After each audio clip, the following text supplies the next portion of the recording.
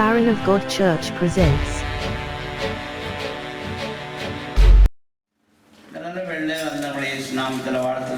इस समय में आए सभी को मैं परमेश्वर के नाम से स्वागत करता हूँ। வருஷந்தோறும் பண்டிகை கொண்டாடுகிறது யூதர்களுக்கு வழக்கம். रोज त्योहार मनाना यूदा का काम है.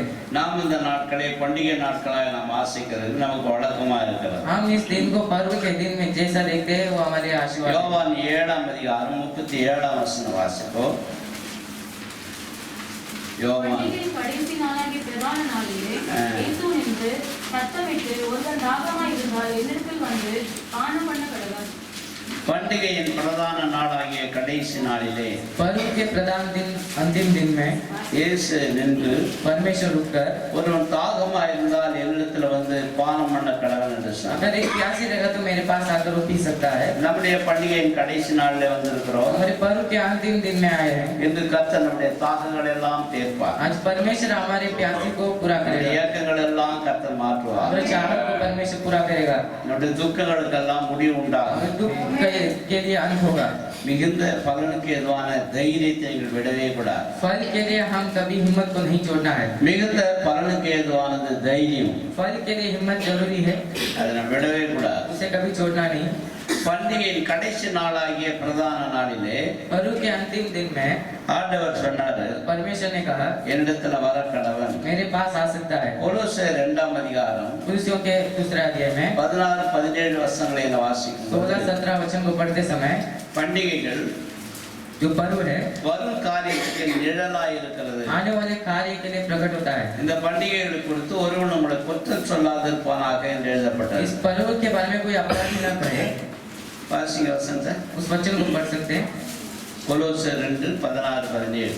ஆகையால் போஜனத்தையும் பானத்தையும் குறித்தாவது போஜனத்தையும் பானத்தையும் குறித்தாவது பண்டிகை நாளையும் மாத பிறப்பையும் ஓய்வு நாட்களையும் குறித்தாவது பண்டிகையை மாத பிறப்பு ஓய்வு நாள்களை குறித்தாவது ஒருவரும் உங்களை குற்றப்படுத்தாதிருப்பானாக. ஒருவனும் உங்களை குற்றப்படுத்தாதிருப்பானாக.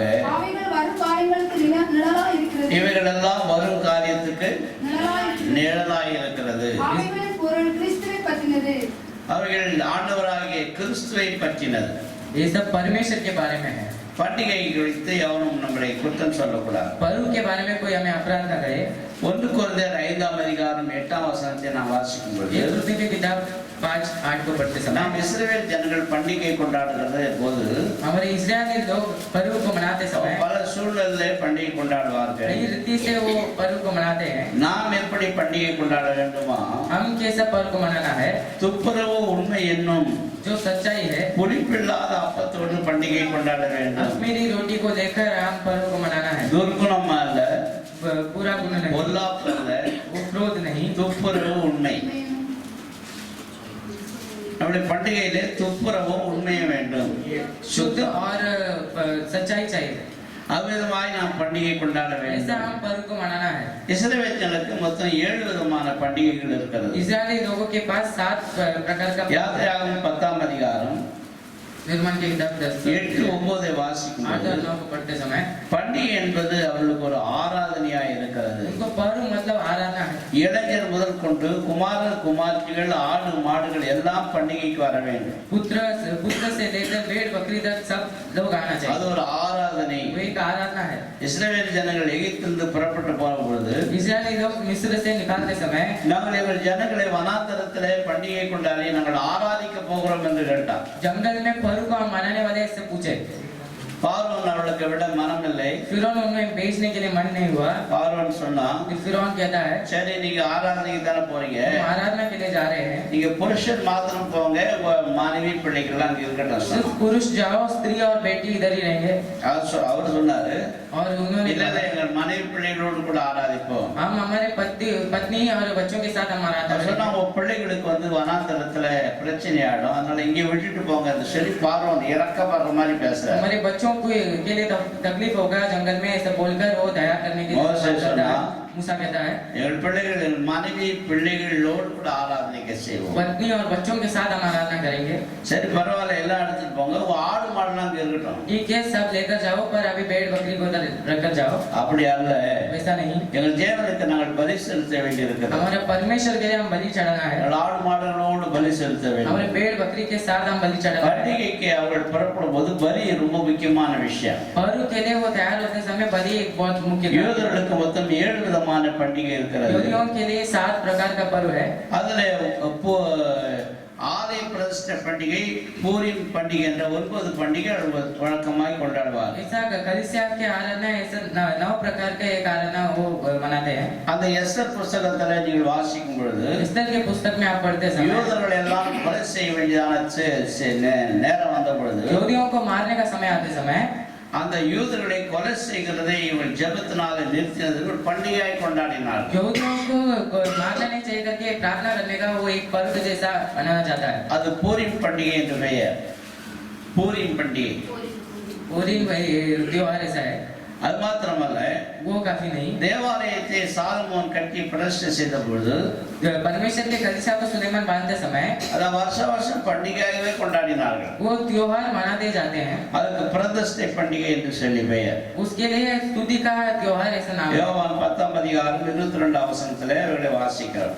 यूनान की किताबें हम पढ़ते हैं. இந்த இஸ்ரவேல் ஜனங்களுக்கு மொத்தம் 7 பண்டிகை. इस्राएली लोगों के पास 7 प्रकार का முதல் பஸ்கா பண்டிகை, पहले अग्नि रोटी का है. புளிப்பில்லாத அப்ப பண்டிகை, वो रोटी का एक पर्व है. முதல் பலனை சேர்க்கிற பண்டிகை, फल पहला उपज का मनाने वाला. பெந்தெகோஸ்தே பண்டிகை, फिर पेंटेकोस्ट का एक पर्व होता है. எக்கால பண்டிகை, फिर तुराई का एक त्योहार होता है.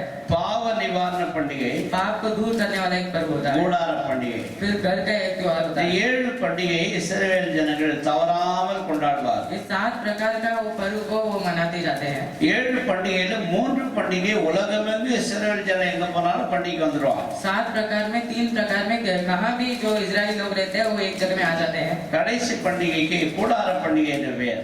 एक अंतिम पर्व है उसमें वो घर का एक त्योहार होता है. கூடார பண்டிகைக்கு அவரவர் தங்கள் மனைவி பிள்ளைகளோடு கூட तंबू का पर्व में सभी लोग अपने தங்களை வீடுகளை விட்டு வனாந்தரமான இடத்துக்கு போவாங்க. अपने घर को छोड़कर एक जंगल में जाते हैं. வனாந்தரமான இடங்களுக்கு போய் जंगल के जगह में जाकर ஒலிவ இலை, वो ओलिव लीव्स को, மிருத இலை, பேரிச்சை இலை, அடர்த்தியான மரக்கிளைகள் இவர்களால் ஒரு கூடாரம் போடுவார். और सब वो चीज लेकर एक तंबू बनाते हैं.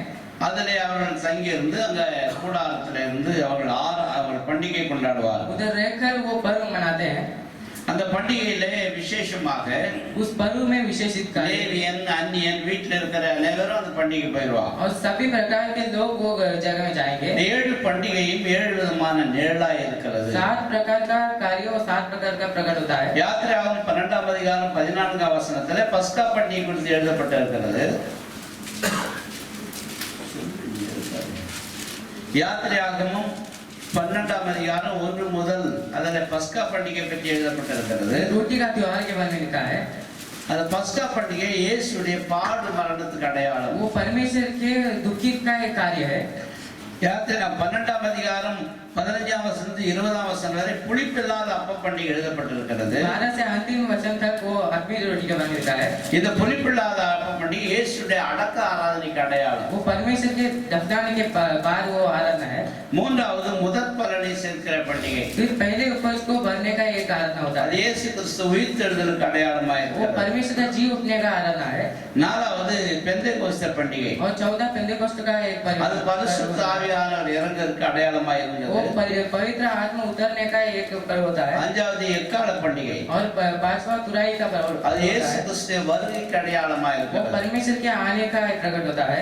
அடுத்தது பாவ நிவாரண பண்டிகை. और पाप को दूर करने का एक त्योहार அது होता है. உபத்திரவ காலத்துக்கு அடையாளமா இருக்கிறது. वो क्लेश के दिनों के बारे में लिखा है. கடைசியாக கூடார பண்டிகை. फिर अंतिम तंबू का पर्व होता है. அது 1000 வருட அரசாட்சிக்கு அடையாளம். वो 1000 साल का राज्य के बारे में लिखा है. இஸ்ரவேல் ஜனங்கள் இவ்விதமாக 7 பண்டிகைகளை கொண்டாடி கொண்டிருந்தார்கள். इस्राएली लोग ऐसे 7 प्रकार का आराधना करते रहते இந்த हैं. கூடார பண்டிகையில इस तंबू के त्योहार में அவர்கள் பலவிதமான இலைகளை மேல போட்டு பண்டிகை கொண்டாடுவாங்க. सारे बहुत प्रकार के वो पत्ते डालकर वो मनाते हैं। பண்டிகையில் பிரதானமானது ஆடு அடிக்கிறது தான் பிரதானமான வேலை. और पर्व में बकरी काटना वो बड़ा कार्य होता है। ஒரு வயது ஆடை அடிக்க வேண்டும், एक बकरी को मारना है, ஆயுதத்தோடு அதை புசிக்க வேண்டும். फिर उसे खाना है। இஸ்ரேல் ஜனங்கள் எகிப்தில ஆடு அடித்த நாளும் इस्राएली लोग उसमें बकरी मारने का दिन है। இயேசு சிலுவையில் அறைந்த நாளும் ஒரே நாள் தான். और परमेश्वर क्रूस में लगाया गया वो एक ही दिन है। இதை வருஷம் அவர்கள் கொண்டாடுகிறது வழக்கம். वो हमेशा हर एक साल वो सेलिब्रेट करते हैं। ஆடு அடிக்கப்படுதல் முக்கியமாக இருந்தது. और उसमें बकरी काटना वो मुख्य कार्य होता है। ஏதேனிலே ஆதாம் ஏவாள் பாவம் செய்து அவர் தேவ மகிமை இழந்த பொழுது ईदेन में आदम और हवा परमेश्वर का महिमा को दूर करते समय அங்கு ஒரு ஆடு அடித்து அவர்களுக்கு உடை உடுத்தப்பட்டது. उधर एक बकरी को मारकर उन्हें कपड़ा दिया जाता है। மோரியா மலையிலே அவன் ஈசாக்கை பலி செலுத்த கொண்டு போன பொழுது मोरिया पर्वत में ईसाक को बलि चढ़ाने समय அங்கே ஒரு ஆடு அடிக்கப்பட்டது. उधर भी एक बकरी को मारा गया था। எகிப்திலே இஸ்ரேல் ஜனங்கள் விடுதலையாக்கும் பொழுது और मिस्र से इजरायली लोग बाहर आते समय அங்கே ஒரு வயது ஆடு அடித்து ஆயத்தத்தோடு அதை புசித்தார்கள். उधर बकरी को मारकर फिर खाने लगे। வனாந்தரத்தில் ஆடு அடித்தார்கள். जंगल में கானான்ல பிரவேசித்த உடனே பண்டிகை கொண்டாடினார்கள். जंगल में जाते समय वो पर्व मनाते हैं। தேவாலய பிரசங்களும் இப்படி ஆடு பலி செலுத்தப்பட்டது. परमेश्वर के कल से हम स्तुति करते समय भी बकरी को இது मारा। கடைசியாக கல்வாரி மலையிலே கர்த்தராகிய இயேசு கிறிஸ்து பலி செலுத்தப்பட்டதுக்கு அடையாளமாக और இருக்கிறது. कलवारी पर्वत में परमेश्वर को लटकाया गया वो भी एक पर्व होता है। நாம் கொண்டாடுகிற பண்டிகை வருங்காலத்துக்கு அடையாளமாக இருக்கிறது. हम जो मनाते हैं वो आने वाले दिन को प्रकट करता है। ஒலிவ இலையினாலே அலங்காரம் செய்தார்கள். वो सजाते थे। ஒலிவ இலை என்று சொல்லும் பொழுது ओलिव पत्ता मतलब இஸ்ரவேல் ஜனங்களுக்கு மிக முக்கியமான காரியம். इजरायली लोगों के लिए बहुत मुख्य कार्य होता है। ஒலிவ மரம், ओलिव அத்தி மரம், திராட்சை, இது மூன்றுமே இஸ்ரவேல் ஜனங்களுக்கு முக்கிய அடையாளமாக ये सब இருந்தது. इजरायली लोगों के लिए बहुत मुख्य था। இவைகளால அவர்கள் அங்கு அலங்கரித்து ஆராதனை நடத்தினார்கள். इसे सब लेकर वो सजाते थे। இந்த நல்ல வேளையிலே பிரியமான தேவனுடைய பிள்ளைகளே, इस समय में प्रिय लोगों, இந்த பண்டிகையின் கடைசி நாளிலே ये पर्व के अंतिम दिन में நாம் ஆராதனைக்காக தேவனை தேடி हम வந்திருக்கிறோம். आराधना के लिए परमेश्वर को ढूंढकर आए हैं। இவைகளெல்லாம் வருங்காலத்துக்கு மாதிரியாக இருக்கிறது. ये सब आने वाले दिन को प्रकट करता है। இயேசு கிறிஸ்து வர வேண்டிய காலத்துக்குள்ளே நாம் வந்திருக்கிறோம். परमेश्वर आने का एक दिन में हम आए हैं। இயேசு சிலுவையில பலியானார், परमेश्वर क्रूस में बलि हुआ, மரித்தார், वो मर गया அடக்கம் பண்ணப்பட்டார், और दफनाया गया உயிர் தெழுந்தார், और जी उठ गया, பின்பும் பரமேறி மேல போனார். फिर ऊपर गया, பெந்தேகோஸ்து நாள் முடிந்தது. फिर पेंटेकोस्ट का दिन हुआ இனி இயேசுடைய வருகைக்காக நாம் காத்திருக்கிறோம். और हम परमेश्वर के आगमन के लिए हम तैयार हैं। இயேசு உயிர் தெழுந்தவர்களில் முதற் பலனானார். परमेश्वर जी उठने में पहला था। உலகத்துல 7 விதமான உயிர் தெழுதல் இருக்கிறது. और दुनिया में 7 प्रकार का जी उठना है। உயிர் தெழுதலின் முதல் பலன் கர்த்தராகிய இயேசு கிறிஸ்து जी उठने में ஆகிறார். पहले फल परमेश्वर है। இந்த உலகத்துல இருக்கிற நமக்கும் ஒரு உயிர் தெழுதல் உண்டு. इस दुनिया में हम है, हमारे लिए भी जी उठना है। அதனால மரித்தவர்கள் உயிரோடு கூட எழுந்திருப்பார்கள். इसलिए जो मृत्यु पाते हैं वो भी जीवित रहते हैं। உயிரோடு இருக்கிற நாம் மறுரூபமாகி பரலோக ராஜ்யத்துக்கு போவோம். जो हम जीवित है वो हम उठकर हम परमेश्वर के விதமாய் பண்டிகை நாளில் நடந்த ஒரு அற்புதத்தை உங்களோடு கூட சொல்லி உங்களுக்காக நான் ஜெபிக்கிறேன். पौल के दिन में जो हुआ उसके बारे में बोलकर मैं आपके लिए प्रार्थना करूंगा। அங்க அடிக்கப்படுகிறதான ஆடு, इसे मारा जाता वो बकरी, அந்த ஆடு மீட்கப்பட்ட ஆடாய் இருக்க उस வேண்டும். बकरी को छुड़ाना चाहिए। அது மாசற்ற ஆடாய் இருக்க उसमें வேண்டும். कोई अशुद्ध नहीं रहना है, அந்த ஆடுல ஒரு பொழுதும் இருக்கக்கூடாது. उसमें कोई गलती नहीं रहना चाहिए। சில ஆட்டு வியாபாரி இருப்பாங்க, कुछ बकरी को बेचने वाले रहते हैं மாடு வியாபாரி இருப்பாங்க, और गाय बेचने वाले रहते கழுத हैं வியாபாரி இருப்பாங்க. और गधे को बेचने वाले रहते தேவனுக்கு हैं। பலி செலுத்த ஒரு முறை இருக்கிறது. परमेश्वर को बलि चढ़ाने में एक प्रकार होता है। ஆடு வைக்கிறவன் ஆட்டை பலி செலுத்தலாம், जो बकरी रखा है वो बकरी को बलि चढ़ा மாடு सकता है। வைக்கிறவன் மாட்டை பலி செலுத்தலாம். जो गाय बेचता है वो गाय को मार सकता है। கழுதை வைத்திருக்கிற ஆடு கழுதையை பலி செலுத்த கூடாது, முடியாது. जो गधे रखा है वो मार नहीं सकते, वो बलि नहीं चढ़ा सकते। கழுதை அசுத்தமான ஒரு ஜீவ சந்து, एक अशुद्ध जीव जंतु है, அதை கர்த்தர் அங்கீகரிக்கிறதில்லை. वो परमेश्वर उसे அப்ப கழுதை மேய்க்கிறவனும் பலி செலுத்தணுமே. जो गधे को रखा है वो भी बलि चढ़ाना है। வேதத்துல நீங்கள் வாசிக்கும் பொழுது अगर आप वचन में पढ़ते हैं யாத்திராகமம் 13ஆம் அதிகாரம் 13ஆம் வசனத்திலையும் निर्गमन में யாத்திராகமம் 34ஆம் அதிகாரம் 20ஆம் வசனத்தை வாசித்தால் 20 में ஒரு கழுதை வைத்திருந்தால் एक गधे रखा है, கழுதையை ஒரு ஆட்டுக்குட்டி ஆட்டுக்குட்டியால் மீட்டுக் கொள்ள வேண்டும். तो एक भेड़ के मेमना से उसे रक्षा करना है। கழுதைக்கு பதிலாக ஒரு ஆட்டுக்குட்டியை அவர் கொடுக்க गधे வேண்டும். के जगह में एक मेमना को रखना है। இந்த கழுதையை விற்று इस मेमना ये गधे को ஒரு ஆடு வாங்கி एक बकरी देगा। ஆட்டை தான் பலி செலுத்த வேண்டும். इस बकरी को हम बलि चढ़ाना है। கழுதை அசுத்தமானது, அது யாரும் பலி செலுத்த கூடாது. गधा अशुद्ध है, उसे कभी बलि नहीं चढ़ाना है। இது நல்ல வேளையிலே इस अच्छे समय में நாம் எல்லாரும் கழுதைக்கு சமமாய் இருக்கிறோம். हम सब गधे के समान हैं। நாம் பலி செலுத்த தகுதியற்ற ஜனங்கள். हम बलि चढ़ाने के लिए योग्य नहीं हैं। இயேசு கிறிஸ்து என்ற உலகத்தின் பாவத்தை சுமந்த மாசற்ற ஆட்டுக்குட்டியினாலே परमेश्वर इस दुनिया के पापों को सहकर वो बकरी है। நாம் மீட்கப்பட்டிருக்கிறோம். हम रक्षा पाए हैं। இயேசு மரிக்காமல் இருந்தால் अगर परमेश्वर मृत्यु नहीं पाया நமக்கு மீட்பே இல்லை. तो हमें कोई रक्षा नहीं है। இயேசு என்ற மாசற்ற ஆட்டுக்குட்டியால் परमेश्वर कोई गद्दी के बिना रहने वाला बकरी। நம்ம எல்லாரும் மீட்கப்பட்டிருக்கிறோம். हम सब रक्षा पाए हैं। இந்த நல்ல வேளையிலே பிரியமான தேவனுடைய பிள்ளைகளே, अच्छे समय में परमेश्वर के लोग வெளிப்படுத்தின விசேஷம் 7:17 சொல்லுகிறது, प्रकाशित वाक्य में 7:11 लिखा है, ஆட்டுக்குட்டியானவரே நம்முடைய கண்ணீரையும் துடைப்பார். हमारे बकरी हमारे आंसू को सब पोंछे। ஏன் இயேசுவுக்கு ஆட்டுக்குட்டின்னு சொல்லப்பட்டிருக்கிறது? परमेश्वर मेमना ऐसा बोला गया है। அவருடைய சுவாபம், उसका स्वभाव है, ஆட்டுடைய சுவாபம். वो बकरी का स्वभाव இப்படி है। இஸ்ரவேல் ஜனங்கள் பலி செலுத்துகிற பண்டிகை கொண்டாடுகிற நாட்களிலே தானே इसे इजरायली लोग बलि चढ़ाने के दिनों में பலி மிருகங்களை கொண்டு வருவாங்க. वो बलि चढ़ाने के जगह உலகமெங்கும் இருக்கிறதான யூதர்கள் பண்டிகைக்கு வந்து விடுவார்கள். दुनिया भर रहने वाले यहूदियों एक जगह में आते हैं। அவர்கள் எந்த ஊர்ல இருந்தாலும் அந்த பண்டிகை வந்துருவாங்க. कोई भी गांव में रहकर तो भी आ जाते हैं। அதுல 3 பண்டிகைக்கு தவறாமல் வந்துருவாங்க. उसमें 3 पर्व के लिए बिना रुके आ जाते हैं। இந்த ஆலயத்தை சேர்ந்த தேவ ஜனங்களா இருக்கிற நீங்கள் इस कलिसिया में आप रहते हैं परमेश्वर। வேலை விஷயமாக வெளியூருக்கு போகலாம். आप काम के कार्य के लिए बाहर जा सकते வேலை விஷயமாக வேலை தேடி வெளிநாட்டு கூட हैं போகலாம். और काम ढूंढकर हम बाहर गांव जा सकते हैं। இந்த ஆலயத்தின் பண்டிகை நாளிலே இங்க வர வேண்டும். पर इस पर्व के दिन में हम इधर आना இங்க चाहिए। இருந்து நிறைய பேர் கல்யாணம் பண்ணி வெளியே போவாங்க. इधर से शादी करके कोई बाहर जाते हैं, அவர்களெல்லாம் இந்த பண்டிகை நாளுக்கு இங்க வர வேண்டும். वो सब इस पर्व के दिन में आना है। இது வேதாகம முறை. ये वचन के नियम है। இந்த ஆலயத்துக்கு வெளியே போனோம்னா சிலர் மறந்துடுவாங்க கோயிலே. ये कलिसिया से बाहर जाने के बाद कुछ लोग कलिसिया को ही भूल जाते இந்த हैं। ஆலய முறைமையே மறந்துடுவாங்க. इस कलिसिया के नियम को भूल जाते हैं। நாம் நன்றி கெட்டவர்களாய் மாறிவிடக் கூடாதுபடி हम अयोग्य नहीं बनना है, பண்டிகைக்கு வர வேண்டும். इसलिए हम पर्व को आना அதுல है। இன்னொரு ஸ்பெஷல் என்னன்னா, उसमें विशेषित कार्य क्या है? அன்னாள் வருஷந்தோறும் தேவா பண்டிகைக்கு போவாள். अन्ना हमेशा पर्व में जाती है, அவள் பலி செலுத்தி விட்டு திரும்பி वो வருவாள். बलि चढ़ाकर फिर आती है। எல்லாம் வெளியூர்ல இருந்தா, कहाँ भी बाहर हो, வெளியூர்ல இருந்தாலும் நம்முடைய தாய் சபை குறித்து நேசித்து யோசித்து இதனுடைய காரியங்களை நாம் அறிந்து கொள்ள வேண்டும். कहाँ भी हो तो हमारे कलिसिया के बारे में सोचकर इसके कार्य को जानना है। பெர்சியா தேசத்திலே எஸ்ரா நெகேமியா அங்கே வேலை செய்து கொண்டிருந்தார்கள். इजरा नेहमिया और बाहर गांव में काम करते हैं। அவங்க பெர்சியா தேசத்தின் அதிபதிக்கு கீழே இருந்தார்கள். पर्शिया देश के अधिकारी के नीचे थे ஆனால் ஒவ்வொரு தாரையும் எருசலேம்ல என்ன நடக்குதுன்னு கேட்டுக்கொண்டே இருப்பார். और हर एक बार जो यरूशलेम में होता है उसके बारे में संदेश सुनते थे। ஒரு நாள் ஒரு கெட்ட செய்தி வந்தது. एक बार बुरा संदेश आता है, எருசலேம் அலங்கம் எல்லாம் இடிபட்டு போனதாம். यरूशलेम की दीवार सब टूट गया है எருசலேம் மண்மேடாய் மாறி போனதாம். और यरूशलेम सब टूट गया है। இந்த நெகேமியா எஸ்ரா அந்த ராஜாவுக்கு பானபாத்திரக்காரனா இருந்தான். और वो पिलाने वाला था राजा के लिए।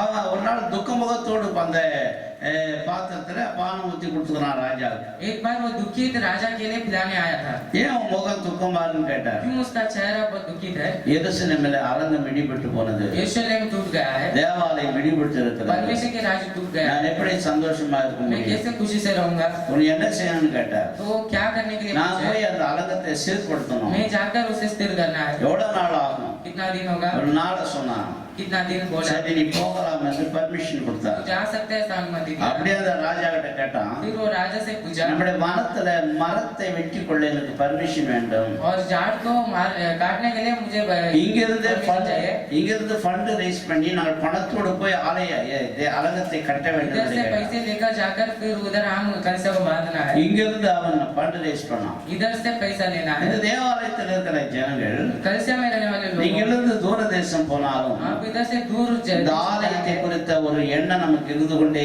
இருக்க வேண்டும். कलीसिया के बारे में कुछ सोच होना चाहिए. இந்த ஆலயத்துக்கு நம்மால் ஏற்ற காணிக்கைகளை அனுப்பி கொண்டே இருக்க इस வேண்டும். कलीसिया के लिए हमसे कितना होगा उतना दान இந்த देना है. பண்டிகை நாளில் வரும் பொழுது इस पर्व के दिन में आते நான் समय வேற இடங்கள்ல இருந்து வேற கோயிலுக்கு போயிட்டு இருப்போம். हम दूसरे जगह में दूसरा कलीसिया में இந்த जाते हैं. ஆலயத்தை மனதில் வைத்து இதற்காக பணத்தை நாம் சேர்க்க வேண்டும். पर इस कलीसिया को याद रखकर इसके लिए हम दान देना है. வேறு தேசத்தில் ஒரு மிருகங்களை நீங்கள் வளர்க்கிறவர்களா இருந்தால் बाहर देश में अगर आप जीव जंतु को पालते हैं அவர்களுக்கு கொண்டு வர முடியாமல் இருந்தால் उसे आप इधर नहीं ला सकते. அவர்களை விற்று उसे आप बेचकर பணம் முடிப்பாக்கி கொண்டு पैसे लेकर இங்கே கொண்டு வர வேண்டும் என்று வேதம் சொல்லுகிறது. इधर लेकर आना चाहिए ऐसा वचन लिखा है. ஆலயத்தை குறித்த ஒரு அனுசரணையான கருணை நமக்கு எப்போதும் இருக்க வேண்டும். कलीसिया के बारे में सोच हमारे अंदर होना चाहिए. எந்த இடத்துல இருந்தாலும் कहाँ भी हो கர்த்தருடைய ஆலயத்தை குறித்த எண்ணம் நமக்கு தேவை. परमेश्वर की कलीसिया के बारे में सोच हमें जरूरत है. அங்க காந்தாக மந்திரி ஆப்பிரிக்கா தேசத்துல வாழ்ந்து கொண்டிருக்கிறான். मंत्री अफ्रीका के देश में रहता है ஆனால் எருசலேமிலே ஆராதனைக்காக அவன் வருகிறான். और यरूशलेम में आराधना के लिए आता है. எவ்வளவு தூரத்தில் இருந்தாலும் कितना भी दूर में रहे கர்த்தரை ஆராதிக்கும்படியாக நாம் வர வேண்டியதா இருக்கிறது. परमेश्वर को आराधना करने के लिए हम ஆராதனையில ஆண்டவர் மகிமைப்படுகிறார். आराधना में परमेश्वर महिमा இந்த पाता है. பண்டிகை நாள் எருசலேமிலே கொண்டாடப்பட்டிருக்கிற காலகட்டத்திலே पर्व के दिन में यरूशलेम में मनाया जाता है.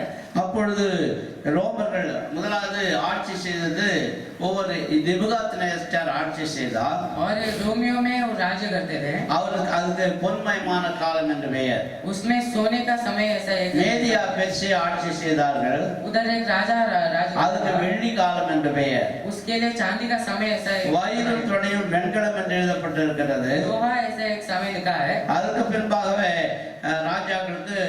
ராஜாக்கள் ஆட்சி செய்து கொண்டிருந்தார்கள். அதாவது அந்த அலெக்சாண்டர் கிரேட் அவருடைய சீஷர்கள் ஆண்டு கொண்டிருந்தார். उसके बाद अलेक्जेंडर ग्रेट ऐसा एक राजा उधर राज्य பின்பு करता है. ரோமர்கள் அந்த ஆட்சியை பிடித்தார்கள். अभी रोमियो उस जगह में आ गए. அது கால் தரிசனத்தை அந்த ராஜா கண்டார். वो एक दर्शन देखता है கால் இரும்பு. और उधर एक लोहा है. ரோமர்கள் இரும்பு ஆட்சி செய்து கொண்டிருந்தார்கள். और यहूदियों एक இப்பொழுது நாம் இருக்கிற காலம் பாதத்தின் காலம். अभी हम रहने वाला एक पांव का समय है. இது பாதி இரும்பு பாதி களிமண். अभी थोड़ा लोहा है थोड़ा मिट्टी है. நம்ம தேசத்துல எந்த கட்சியோட நிரந்தரமாக இருக்காது. कोई भी पार्टी के साथ எந்த ஆட்சியும் நிரந்தரமாக இருக்காது. कोई भी राजा निरंतर नहीं रहता है. நாம் பாதத்தின் காலத்தில் இருக்கிறோம். हम पांव के समय में கையால பெயர்க்கப்படாத கல்லாகிய கிறிஸ்து ஒரு நாளைக்கு வருவார். हाथ से बाहर नहीं निकलने वाले परमेश्वर बाहर இந்த आएगा. பாதத்துல முழும்போது அந்த சிலை சுக்குநூறாய் மாறிவிடும். उसके पैर में गिरते समय सब टुकड़ा टुकड़ा बन அதே போல இந்த உலகம் ஒரு நாள் அழிவுக்கு நேராக வைக்கப்பட்டிருக்கிறது. ऐसा ये दुनिया एक दिन नाश के लिए रखा கர்த்தருடைய है. பிள்ளைகளாக இருக்கிறனா परमेश्वर के बच्चों हम இந்த உலகத்துக்கு சொந்தக்காரர்கள் அல்ல. इस दुनिया के रिश्ते नहीं. இந்த उலகம் நமக்கு சதம் அல்ல. ये जगह हमारे नहीं. இந்த உலகத்துல வாழும் பொழுதே ये दुनिया में जीते நிச்சயத்தை समय குறித்த ஒரு அறிவு நமக்கு தேவையா இருக்கிறது. निरंतर राज्य के बारे में एक ज्ञान चाहिए. பரலோக ராஜ்யம் சமீபமாக இருக்கிறது. स्वर्ग राज्य बहुत அந்த பரலோக ராஜ்யத்துக்கு நாம் தயாராக வேண்டும். उस स्वर्ग राज्य के लिए हम तैयार बनना है. அநேகரை தயார்படுத்த வேண்டும். बहुत लोगों को तैयार करना है.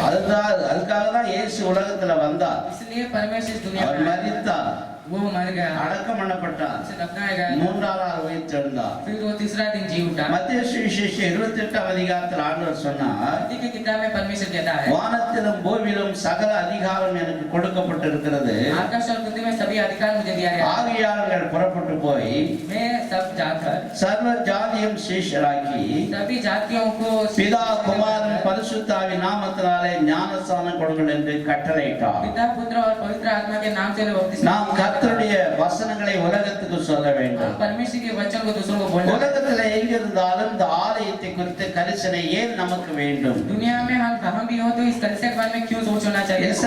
எஸ்ரா புஸ்தகம் 6ஆம் அதிகாரம் 10ஆம் வசனத்தை வாசிக்கும் பொழுது एस्रा की पुस्तक में 6:10 में पढ़ते समय அந்த ராஜா சொன்னா, राजा कहता है, நீங்கள் தேவாலயத்தை போய் கட்டுங்கள், तुम जाकर कलीसिया को அதுக்கு இங்கிருந்து பொன்னையும் பொருளையும் கொண்டு போகலாம், इधर से सोना चांदी लेकर जा सकते हैं, இங்கிருந்து நீங்கள் பணத்தையும் நீங்கள் ரெடி பண்ணி கொண்டு போகலாம். इधर से आप पैसे लेकर जा सकते हैं. அவர் ஏன் சொல்லுகிறார்? कहता है, அந்த எருசலேமில் ஆசாரியர்கள் ஆலயத்தை கட்டி முடித்து यरूशलेम में याजक कलीसिया को बांधने के बाद தேவனுக்கு சுகந்த வாசனையான பலிகளை செலுத்தினால் परमेश्वर को सुगंधित बलि चढ़ाए. ராஜாவுக்கும் அவர் குமாருக்கும் தீர்க்காயுசு உண்டாக மன்றாடும்படி இப்படி செய்யப்படுவதாக राजा और उसके पुत्र के लिए दीर्घ दीर्घायु देने के लिए ऐसा मन பெர்சியா ராஜா ஒரு யூதன் அல்ல, और पर्शिया राजा एक यहूदी नहीं है, அவன் கிறிஸ்தவன் அல்ல. वो मसीह का लोग नहीं, ஆலயத்தை கட்டுவதற்கு அவன் தான் உத்தரவு கொடுக்கிறான், और कलीसिया बांधने के लिए वो आज्ञा देता है, அவன் தான் பர்மிஷன் கொடுக்கிறான். वो अनुमति देता है. எருசலேமிலே தேவாலயம் கட்டப்பட வேண்டும், यरूशलेम में कलीसिया बांधना है, அங்க ஆராதனை நடக்க और வேண்டும். आराधना चलाना है. அந்த ஆலயத்தை கட்டி முடித்து उस आराधना वो எங்கள் ஆராதனை செய்தால் प्रजा आराधना करते समय எனக்கும் என் பிள்ளைக்கும் தீர்க்க ஆயுசு உண்டாகும் என்று எழுதப்பட்டிருக்கிறது. मुझे और मेरे पुत्रों को दीर्घायु होगा ये लिखा गया है. எஸ்ரா 6ஆம் அதிகாரம் 10ஆம் வசனத்தை வாசிப்போமே. எருசலேமில் இருக்கிற ஆசாரியர்கள் பரலோகத்தின் தேவனுக்கு சுகந்த வாசனையான பலிகளை செலுத்தி ராஜாவுக்கும் அவர் குமாரருக்கும் தீர்க்காயுசு உண்டாக மன்றாடும்படிக்கு இப்படி செய்ய கடவுளாக. இந்த ஆலயம் கட்டி முடித்து इस कलीसिया को बांधने के बाद ஆலயத்துல ஜெபம் பண்ணா कलीसिया में प्रार्थना करते हैं, ராஜாவுக்கு அவன் பிள்ளைக்கு தீர்க்காயுசு உண்டாயிருக்குமா? राजा और उसके पुत्र के लिए दीर्घायु. ஏன் ஆலயம் கட்டப்பட வேண்டும்? क्यों एक कलीसिया बांधना है? ஆலயத்துல ஜெபம் பண்ணும் பொழுது कलीसिया में प्रार्थना करते समय மனுஷனுக்கு தீர்க்காயுசு உண்டாயிருக்கும். मनुष्य के लिए निरंतर जीवन बनेगा. ஒருவேளை உங்களுக்கு வந்துட்டு உடம்பு சரியில்லை, अगर आपके உங்களுக்கு ஹார்ட் ஆபரேஷன் பண்ணணும், हार्ट ऑपरेशन करना है, அதுக்கு 2.5 லட்சம் 3 லட்சம் ரூபாய் தேவைப்படுது. उसमें 3 लाख रुपए तक आपको ஆனால் தேவாலயத்தில் நீங்கள் ஜெபம் பண்ணா और परमेश्वर के भवन में आप प्रार्थना உங்களுடைய करते हैं, ஹார்ட் ஆபரேஷன் இல்லாமலே சுகந்து கொடுப்பாராங்க. आपका हार्ट ऑपरेशन नहीं होगा तो परमेश्वर आपको सुख देगा. ஆண்டவருடைய ஆலயத்துக்கு நாம இன்வெஸ்ட் பண்ணும் பொழுது हम परमेश्वर के भवन के लिए देते समय கர்த்தர் நமக்கு பெரிய காரியங்களை செய்வார். हमें परमेश्वर बड़ा இந்த करेगा.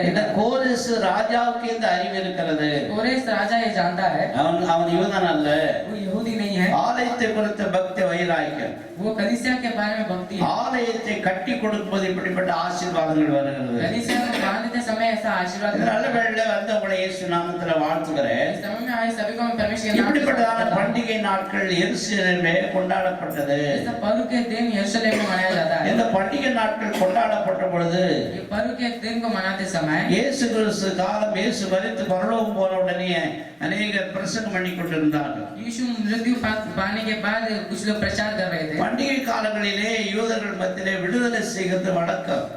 पर्व के दिनों में यहूदियों के बीच में छुड़ाने वाला एक அவருடைய பண்டிகை காலத்திலே இயேசு பலி செலுத்த கொண்டு போனபோது அவன் பிலாத்து கேட்டான், உங்களுக்கு பண்டிகை காலத்துல ஒரு ஆளை விடுதலை செய்வோமே, இந்த இயேசுவை நான் விடுதலை செய்கிறேன் என்று சொன்னான். ऐसा परमेश्वर क्रूस में लटकाने के पहले वो राजा पूछता है कि क्या मसीह को हम उसे बाहर निकाल सकते हैं?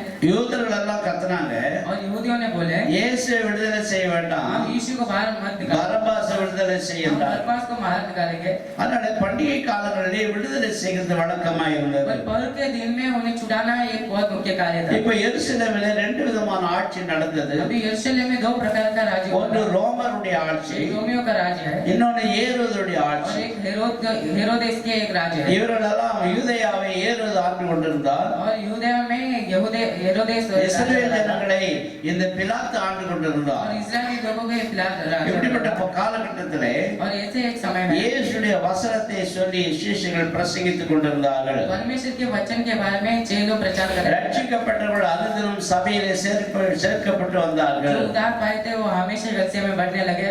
அங்க பேதுரு ஒரே நேரத்துல 3000 பேருக்கு ஞானஸ்நானம் கொடுக்கிறார். पतरस एक ही समय में 3000 लोगों को அடுத்த கூட்டத்துல 5000 பேருக்கு பிரசங்கம் பண்ணி கொண்டிருக்கிறார். 5000 लोगों को प्रचार करता है. ஆலயத்துல தினம் வேலை நடந்து கொண்டிருந்தது. और कलीसिया में हमेशा काम चल रहा है. அனுதினம் ஆலயத்துக்கு ஜனங்கள் வந்து கொண்டிருந்தார்கள். हमेशा कलीसिया में लोग आ रहे थे. இப்படிப்பட்ட காலகட்டத்துல ऐसे एक समय में யூதர்கள் கிறிஸ்தவர்களை எதிர்த்தார்கள். यहूदियों मसीह के लोगों को मारने लगे. யூதர்கள் பேதுருவை போல ஊழியம் செய்கிறவர்களை எதிர்த்தார்கள். यहूदियों पतरस के जैसा जो सेवकाई करते हैं उन्हें नफरत நீங்க करते हैं. சரியா புரிஞ்சுக்க வேண்டும். आप ध्यान देना है. இந்த உலகத்துல ரோமன் கத்தோலிக்க மார்க்கத்தில் தான் எல்லாம் வந்ததா பேசிக்கிறாங்க. जो रोमन कैथोलिक के लोग से आए वो ऐसे ही कुछ लोग बोलते हैं. ரோமன் கத்தோலிக்கல சிஎஸ்சி வந்தது, रोमन कैथोलिक से सीएस आया, சிஎஸ்சிக்கு அப்புறம் தான் பெந்தகோஸ்தே வந்தது. फिर आया पेंटिकोस्ट आया. இப்படி அநேகர் பேசிக் கொள்வதின் கேள்விப்பட்டேன். ऐसा कुछ लोग बात करते हैं, हम सुने हैं. முதல் நூற்றாண்டு சபை फिर पहले का एक कलीसिया होता है, பெந்தகோஸ்தே சபை. वो पेंटिकोस्ट का कलीसिया है. அப்போஸ்தலனாகிய பேதுரு और प्रेरित पतरस அவர்கள் के வீடுதோறும் அப்பம் விட்டு கபடமற்ற இருதயத்தோடு கர்த்தரை वो ஆராதித்தார்கள். खरा मन से परमेश्वर को आराधना करने लगे.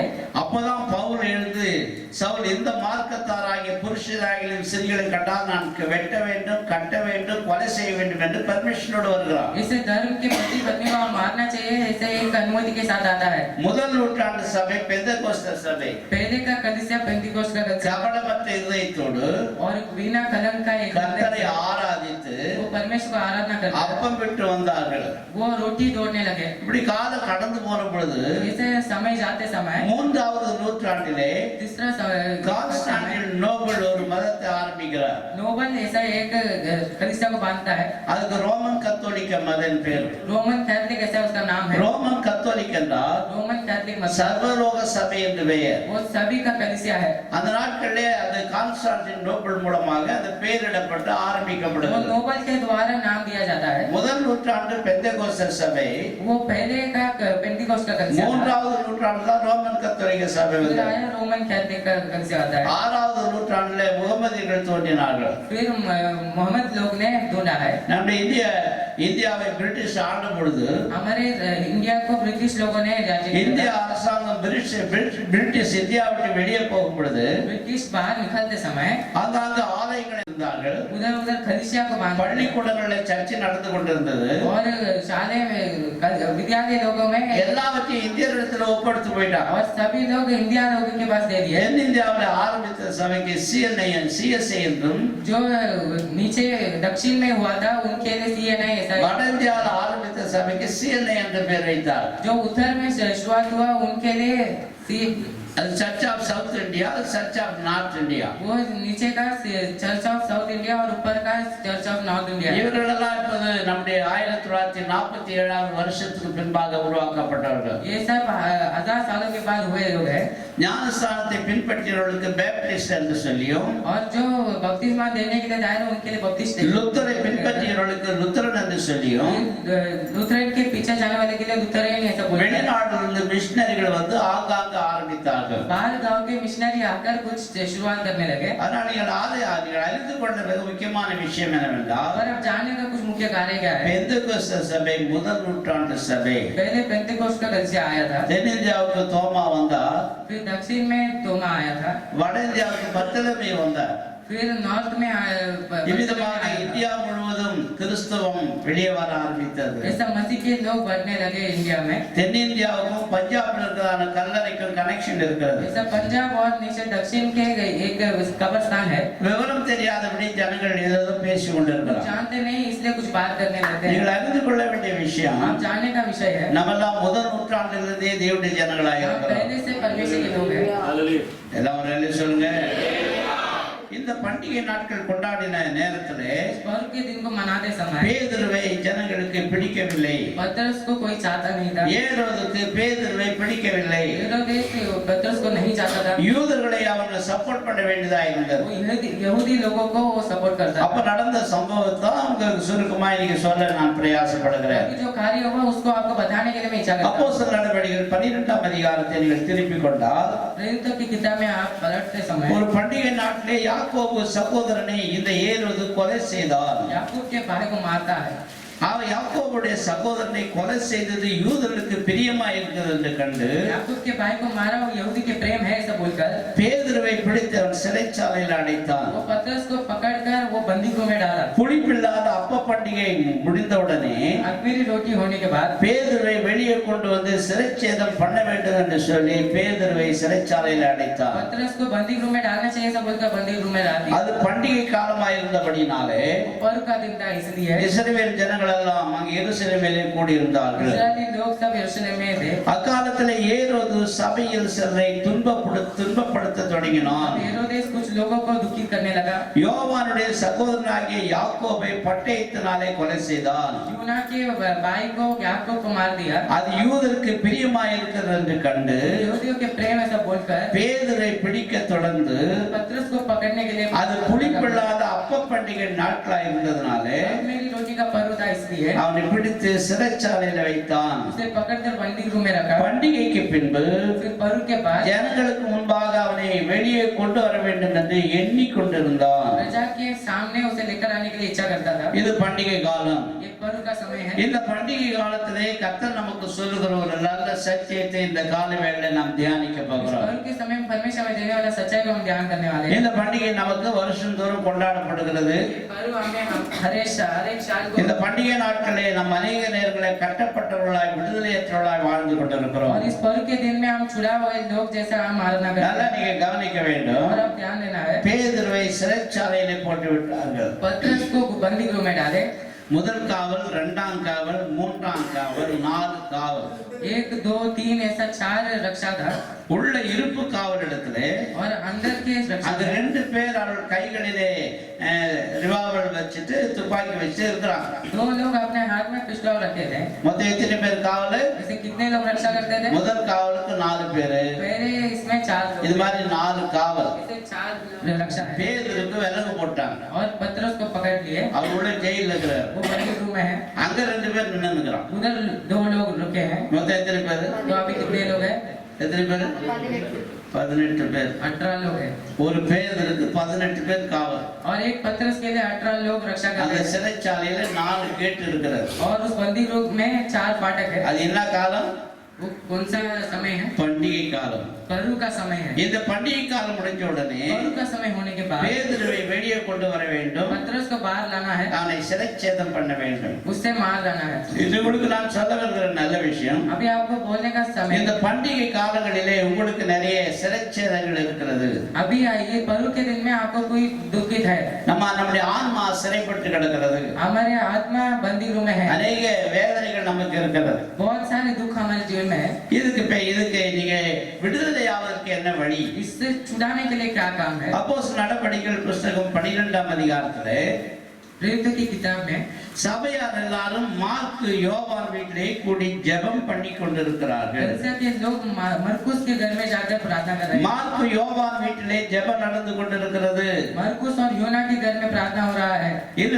இந்த நாள் செய்தியினுடைய தலைப்பு इस दिन के टाइटल है இந்த பண்டிகை நாட்களிலே ये पर्व के दिनों में ஜெபத்தின் வல்லமை.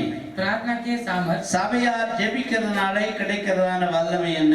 और कलीसिया प्रार्थना करते समय उसमें क्या सामर्थ मिलता है? 5ஆம் வசனத்தை வாசித்தால் 5वां वचन को पढ़ते பேதுரு समय சிறைச்சாலையில் காக்கப்பட்டிருக்கையில் पतरस को रक्षा करते समय சபையார் पूरा कलीसिया அவனுக்காக ஜெபம் தேவனை நோக்கி ஊக்கமாய் ஜெபம் பண்ணி கொண்டிருந்தார்கள். उसके लिए पूरा लगातार प्रार्थना कर रहे थे। எல்லாரும் நல்ல சொல்லுங்க. சத்தமா நல்ல சொல்லுங்க. உற்சாகமா நல்ல சொல்லுவோம். வலது கரத்தை வைத்து நல்ல சொல்லுங்க. இடது கரத்தை வைத்து 2 கையும் மேல வைத்து அப்படியே அசைங்க பார்க்கலாம். நல்ல அசைங்க. இயேசுவின் நாமத்தினால் என்னுடைய கைகளில் இருக்கிறதான வலி, ஸ்பைனல் கார்டு பெயின், முதுகு வலி, அடரின் மூட்டு வலி இயேசுவின் நாமத்தினால் இப்பொழுதே இந்த சரீரத்தை விட்டு நீங்குவதாக. எல்லா கரங்களை தட்டி இந்த பண்டிகை காலத்திலே கர்த்தருக்கு கொடுக்க போகிற மகிமையான விடுதலை இருக்கிறது.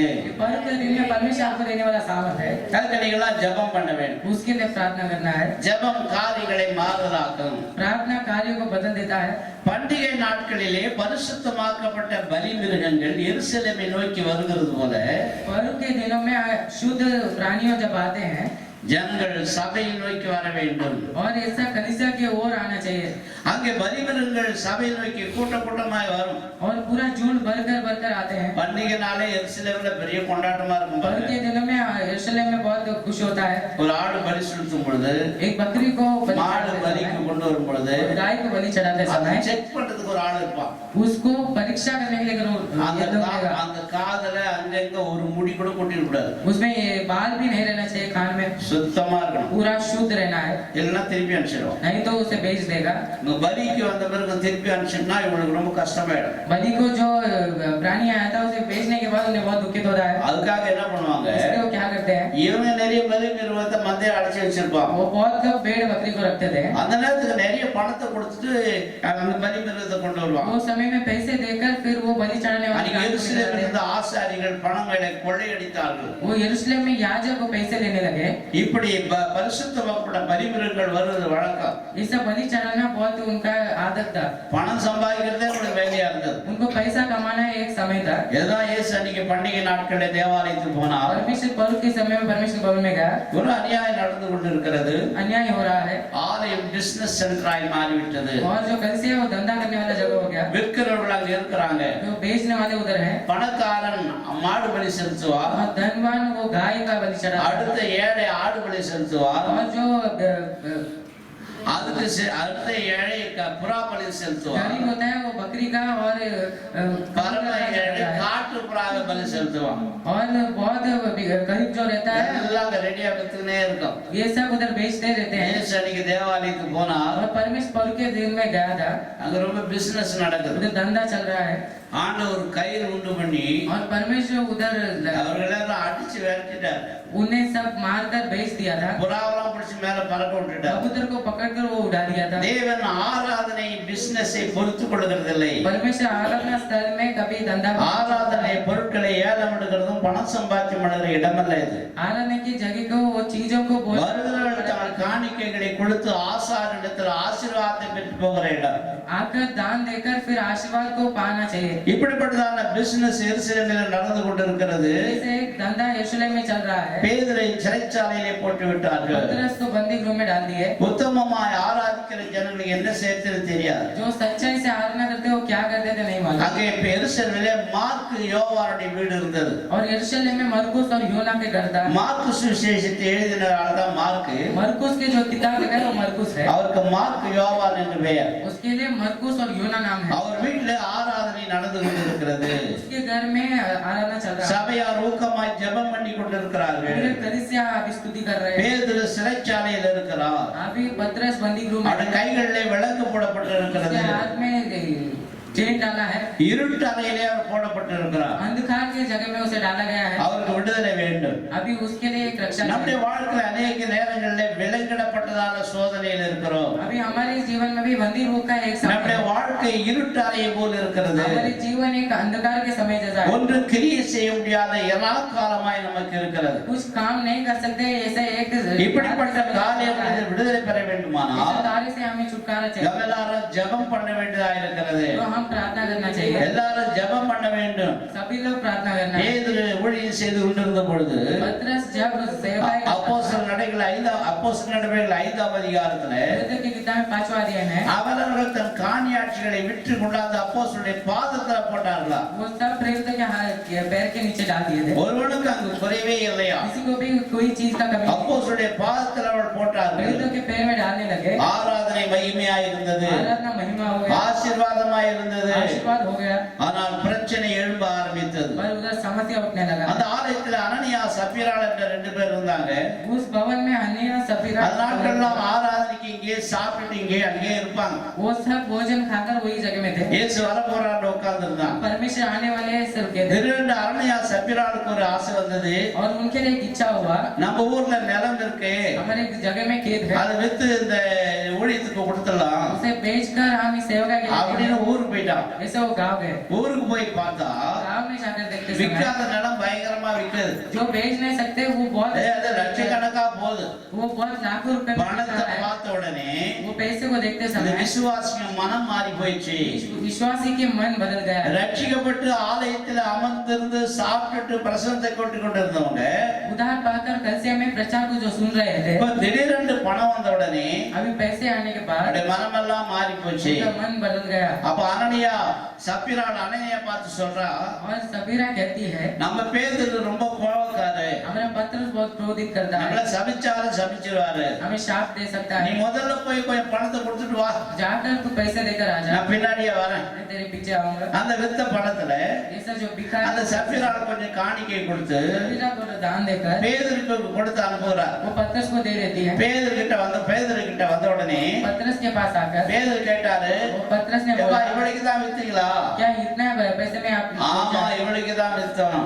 बस हम इतना ही भेजा है பேதுரு அவரை பார்த்து சொல்றாரு, और पतरस ने देखकर நீ कहता है பரிசுத்த ஆவிக்கு விரோதமாய் பொய் சொல்லலாமா? पवित्र आत्मा के विरुद्ध क्या आप झूठ बोल सकते हैं? பட்டணம் வந்து செத்து போயிட்டான். फिर वो गिर कर मर गए। நடந்த விவகாரம் தெரியல.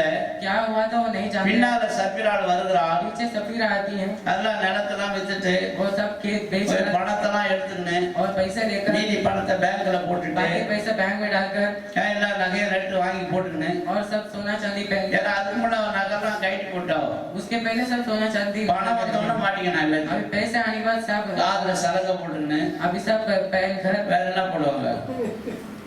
ஏன்னா வருகிறா, वो आती है, இந்த வாலிபர்கள் கொண்டு போய் அவளை அடக்கம் தூக்கி போயிட்டாங்க. उसे दफनाने के लिए लेकर गए। இந்த பின்னால இந்த சப்பிராள் வந்த உடனே इसके पीछे सफीरा आती है, சப்பிராளை பார்த்து கேக்குறாரு, सफीरा को देखकर ஓ पूछते हैं, இவளுக்கு தான் வித்தீங்களா? क्या इतना रुपए के लिए आपने भेजा? ஆமா இவளுக்கு தான் வித்தோம். बस इतना ही हम भेजा है। கொடுக்குற துட்ட வாங்கிக்க மரியாதை வாய் முடிக்கணும் போவாத, நான் எவளுக்கு வித்தா உனக்கு என்னையா? जो पैसा हम देते हैं उसे लेकर आप चुपचाप खड़े रहना। நீ என்ன அதை கேட்டுக்கிற? तू क्या ऐसा पूछ रहा है? ரட்சிக்கப்பட்டு பேய் பிடிச்சி பாவத்துல இருந்த பொழுது இந்த அறிவு வரல. उधार पाने के बाद ऐसा कुछ ज्ञान नहीं आया था। பணம் பிடிச்ச உடனே அவளை பேய் பிடிச்சு போச்சு. हर ऐसा पैसा आने के बाद ऐसा ஆமா இவளுக்கு தான் வித்தான். बस हम इतना ही रुपए में भेजे। ஏது சொல்றாரு, फिर परमेश्वर ने பரிசுத்தாவிக்கு விரோதமாய் பொய் சொல்லும்படி நீங்க ரெண்டு பேரும் ஒருமனப்பட்டது என்ன? पवित्र आत्मा के विरुद्ध आपको झूठ बोलने के लिए आप एकता के साथ हुए थे। இவங்க பரிசுத்தாவிட்ட பொய் சொன்னாங்க, क्या पवित्र आत्मा के विरुद्ध बोले? இல்ல ஆண்டவர்கிட்ட பொய் சொன்னாங்க? क्या ये परमेश्वर के पास झूठ बोले? யாருக்கு தான் பொய் சொன்னாங்க? किसके पास झूठ बोले? சொல்லமா யார்கிட்ட சொன்னாங்க? யார்கிட்ட? किसके पास? பேதுரு யாரு? पतरस कौन है? பக்கத்துல ஆட்டோ ரிக்ஷா ஓட்டுறவரா? அந்த சபைக்கு மேய்ப்பர் அவரு, वो कलीसिया के लिए चल रहा था, அந்த சபையின் ஊழியக்காரர் அவரு. वो कलीसिया के लिए सेवक था। அப்ப நல்லா கவனிங்க, अभी ध्यान दीजिए, இந்த ஊழியக்காரனுக்கு விரோதமாய் பொய் சொன்னா सेवक के विरुद्ध आप झूठ बोले பரிசுத்தாவிக்கு விரோதமாய் சொல்லுகிற பொய். तो पवित्र आत्मा के जो झूठ बोलते हैं वैसा இந்த है। ஊழியக்காரனுக்கு விரோதமாய் பொய் சொன்னா अगर सेवक के विरुद्ध आप बात करें தேவனுக்கே விரோதமாய் செய்கிற பொய். तो आप परमेश्वर के विरुद्ध बोलने वाला झूठ है। எப்பயாச்சும் ஊழியக்காரனுக்கு விரோதமா நீங்க பொய் சொன்னதுண்டா? क्या कभी ऐसा झूठ बोले हैं? நீங்கள் தேவனுக்கு விரோதமாய் பொய் तो சொல்றீங்க. आप परमेश्वर के विरुद्ध झूठ बोले। ஆமா இவளுக்கு தான் சொன்னா, बस हम ऐसा ही बोले, இவளும் உடனே செத்து போயிட்டா. ये भी मर गए। உன் புருஷனை அடக்கமனுடைய கால்கள் அதோ ஒரு ஆசல் நிற்கிறது வா. मेरे पति को जो दफनाने के लिए गए थे, தேவனுடைய பேதுருடைய பிரசங்கம் வல்லமுள்ளதாய் இருந்தது. पतरस का प्रचार बहुत सामर्थ्य அவன் था। உண்மையாய் கர்த்தருக்கு ஊழியம் செய்கிறவனாய் இருந்தான். वो सच्चाई से परमेश्वर को आराधना करता था। அவனுடைய ஆராதனையிலே ஜனங்கள் கூட்டமாய் ரட்சிக்கப்பட்டார்கள். उसकी आराधना में झुंड भर वो रक्षा पाए थे। பேதுருடைய நிழல் பட்டு அநேகர் சுகமானார்கள். पतरस की छाया देखकर वो बहुत लोग चंगा हो गए। இப்படிப்பட்ட அற்புதம் நடந்த பேதுருக்கு ऐसा अद्भुत करने वाले पतरस இந்த को ஏரோது அவனை சிறையிலே அடைத்து விட்டார். ये हेरोदेस उसे बंदी गृह में डाला। அவன் ஒரு எண்ணம் வைத்துக் கொண்டிருக்கிறான், एक सोच रखा है, ஒரு குறிப்பிட்ட நாளிலே அவரை கொலை செய்ய வேண்டும் என்று. एक दिन में उसे मारना है। காரணம் என்னவென்றால் उसका कारण क्या है? யூதர்களை கிறிஸ்தவனாய் மாற்றுகிறான். यहूदियों को वो मसीह के लोग நான் யூத ஆட்சி செய்கிற காலத்தினுடைய ஓட்டு எனக்கு கிடைக்காமல் போய்விடுமே என்ற பயம். यहूदियों के ऐसा राज्य करते समय वोट नहीं मिलेगा ऐसे, அதனால பேதுரை ஜெயிலில் அடைச்சிட்டான். इसलिए वो पतरस को சபையார் ஊக்கமாய் ஜெபம் பண்ண ஆரம்பித்தார்கள். और पूरे कलीसिया प्रार्थना करने लगे। அந்த ஊழியக்காரனுக்கு ஒரு பிரச்சனை, एक सेवक के लिए तकलीफ சபையாருக்கு போதகம் பண்ண ஆள் இல்லை. और प्रचार करने के लिए कोई, சபையார் விடுதலையாக ஜாமீன் எடுக்க போக முடியாது. और उसे छुड़ाने के लिए कोई जामीन नहीं। போனா இவனையும் கொலை செஞ்சிருவாங்க. अगर ये भी जाएगा तो मार। யாரிடத்துல போ? हम किसके पास இந்த जाएंगे? பிரச்சனைகளை யாரிடத்துல சொல்லுகிறது? ये समस्या किसके पास हम बोले? தேவனிடத்துல தான் சொல்ல முடியும். सिर्फ परमेश्वर से बोल सकते हैं। ஊழியக்காரன் இல்லாத சபை ஒன்று கூடி ஜெபம் பண்ண ஆரம்பிக்கிறது. जहाँ प्रचारक नहीं है उस जन में वो सब, அந்த பண்டிகை நாட்களிலே ஊழியக்காரன் இல்லாமல் சபை ஒன்று கூடி ஜெபம் பண்ணுகிறது. पर्व के समय में सेवक नहीं है, सब पूरा एकजुट அப்படியே ஜெபம் எல்லாம் ஆண்டவரே என்னுடைய ஊழியக்காரரை விடுதலையாக்கும், उनका प्रार्थना है कि हमारे सेवक को छुड़ा लो, என்னுடைய ஊழியரை விடுதலையாக்கும் ஆண்டவரே. हमारे सेवक को छुड़ा लो। இந்த பண்டிகை நாட்களில் அதிகமா நீங்கள் ஜெபிக்கிற ஜனங்களாய் இருக்க வேண்டும். पर्व के दिन में आप अधिक प्रार्थना करें, ஊழியக்காரருடைய பிரச்சனைக்காய் ஜெபம் பண்ண வேண்டும். सेवक के तकलीफ के लिए प्रार्थना करें, ஜனங்களுடைய பிரச்சனைக்காய் ஜெபம் பண்ண வேண்டும். प्रजा के तकलीफ के लिए प्रार्थना ஜெபம் करें। காரியங்களை மாறுதலாக்கும். और प्रार्थना सभी कार्य எஸ்தர் ஜெபம் பண்ணும் பொழுது காரியம் மாறுதலாய் முடிந்தது.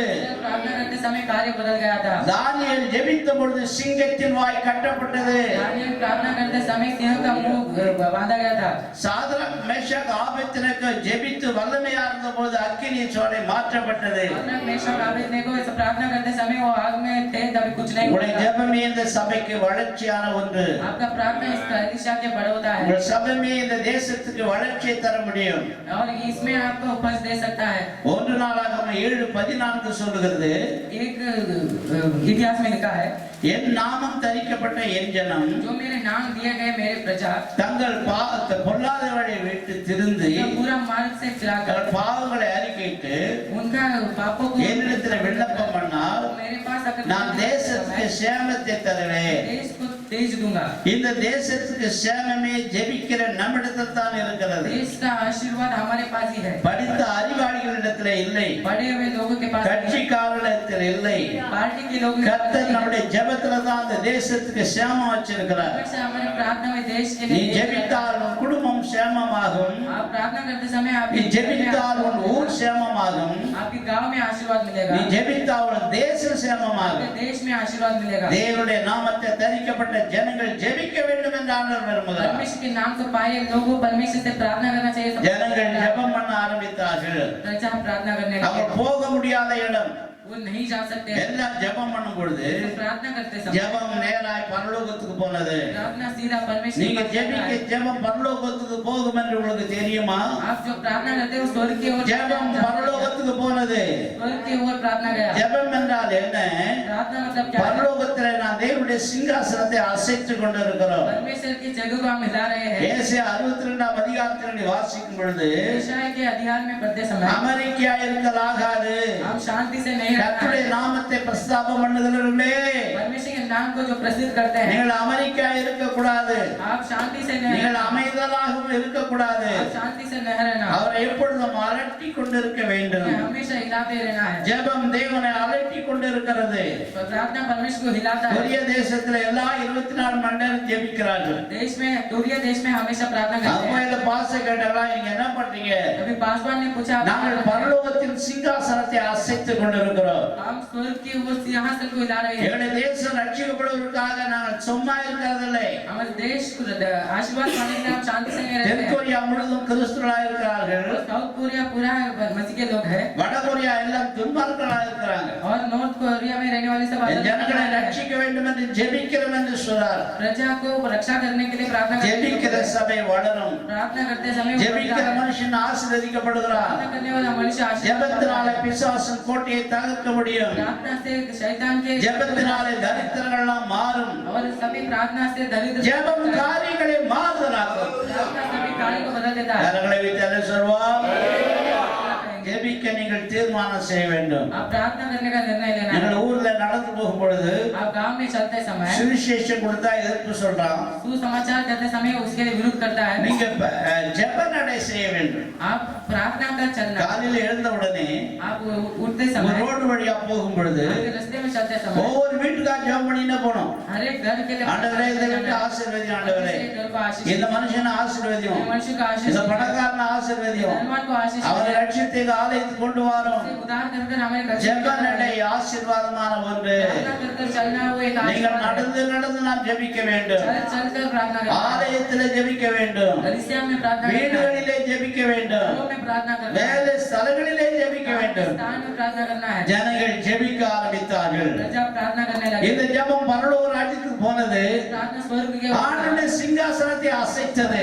सिंहासन को लाने लगा। ஆண்ட பண்டிகை நேரத்திலே ஜெபிக்கிற ஒரு கூட்டம் இருக்கிறது. त्योहार के समय में जो प्रार्थना करने பண்டிகை நேரத்திலே பண்டிகை கொண்டாடுகிற ஒரு கூட்டம் இருக்கிறது. और त्योहार के समय त्योहार இந்த கூட்டம் ஜெபிக்க ஆரம்பித்த உடனே लोग प्रार्थना करते समय தேவன் ஒரு தூதனை அனுப்பினார். हम से एक दूत को भेजा, நீ நேரா போயிட்டு जाकर அந்த பேதுரு கொண்டாந்து விட்டு वो पतरस को लेकर अपने நீங்கள் छोड़ दे। ஜெபித்தால் आप प्रार्थना करते நீங்கள் समय போக முடியாத இடத்துக்கு தேவதூதன் போவார். जहाँ आप नहीं जा सकते उधर परमेश्वर நீங்கள் जाएगा। ஜெபித்தால் अगर आप प्रार्थना நீங்கள் करते போக முடியாத இடத்துக்கு தேவதூதனை கர்த்தர் அனுப்புவார். आप नहीं जा सकते उस जगह में ஒரு परमेश्वर தேவதூதன் வருகிறார். अभी एक परमेश्वर का दूत ஜெபித்தார். उसने उस बात தேவதூதன் பரலோக ராஜ்யத்துக்கு இறங்கி வந்தார். और परमेश्वर के दूत उतर कर आया।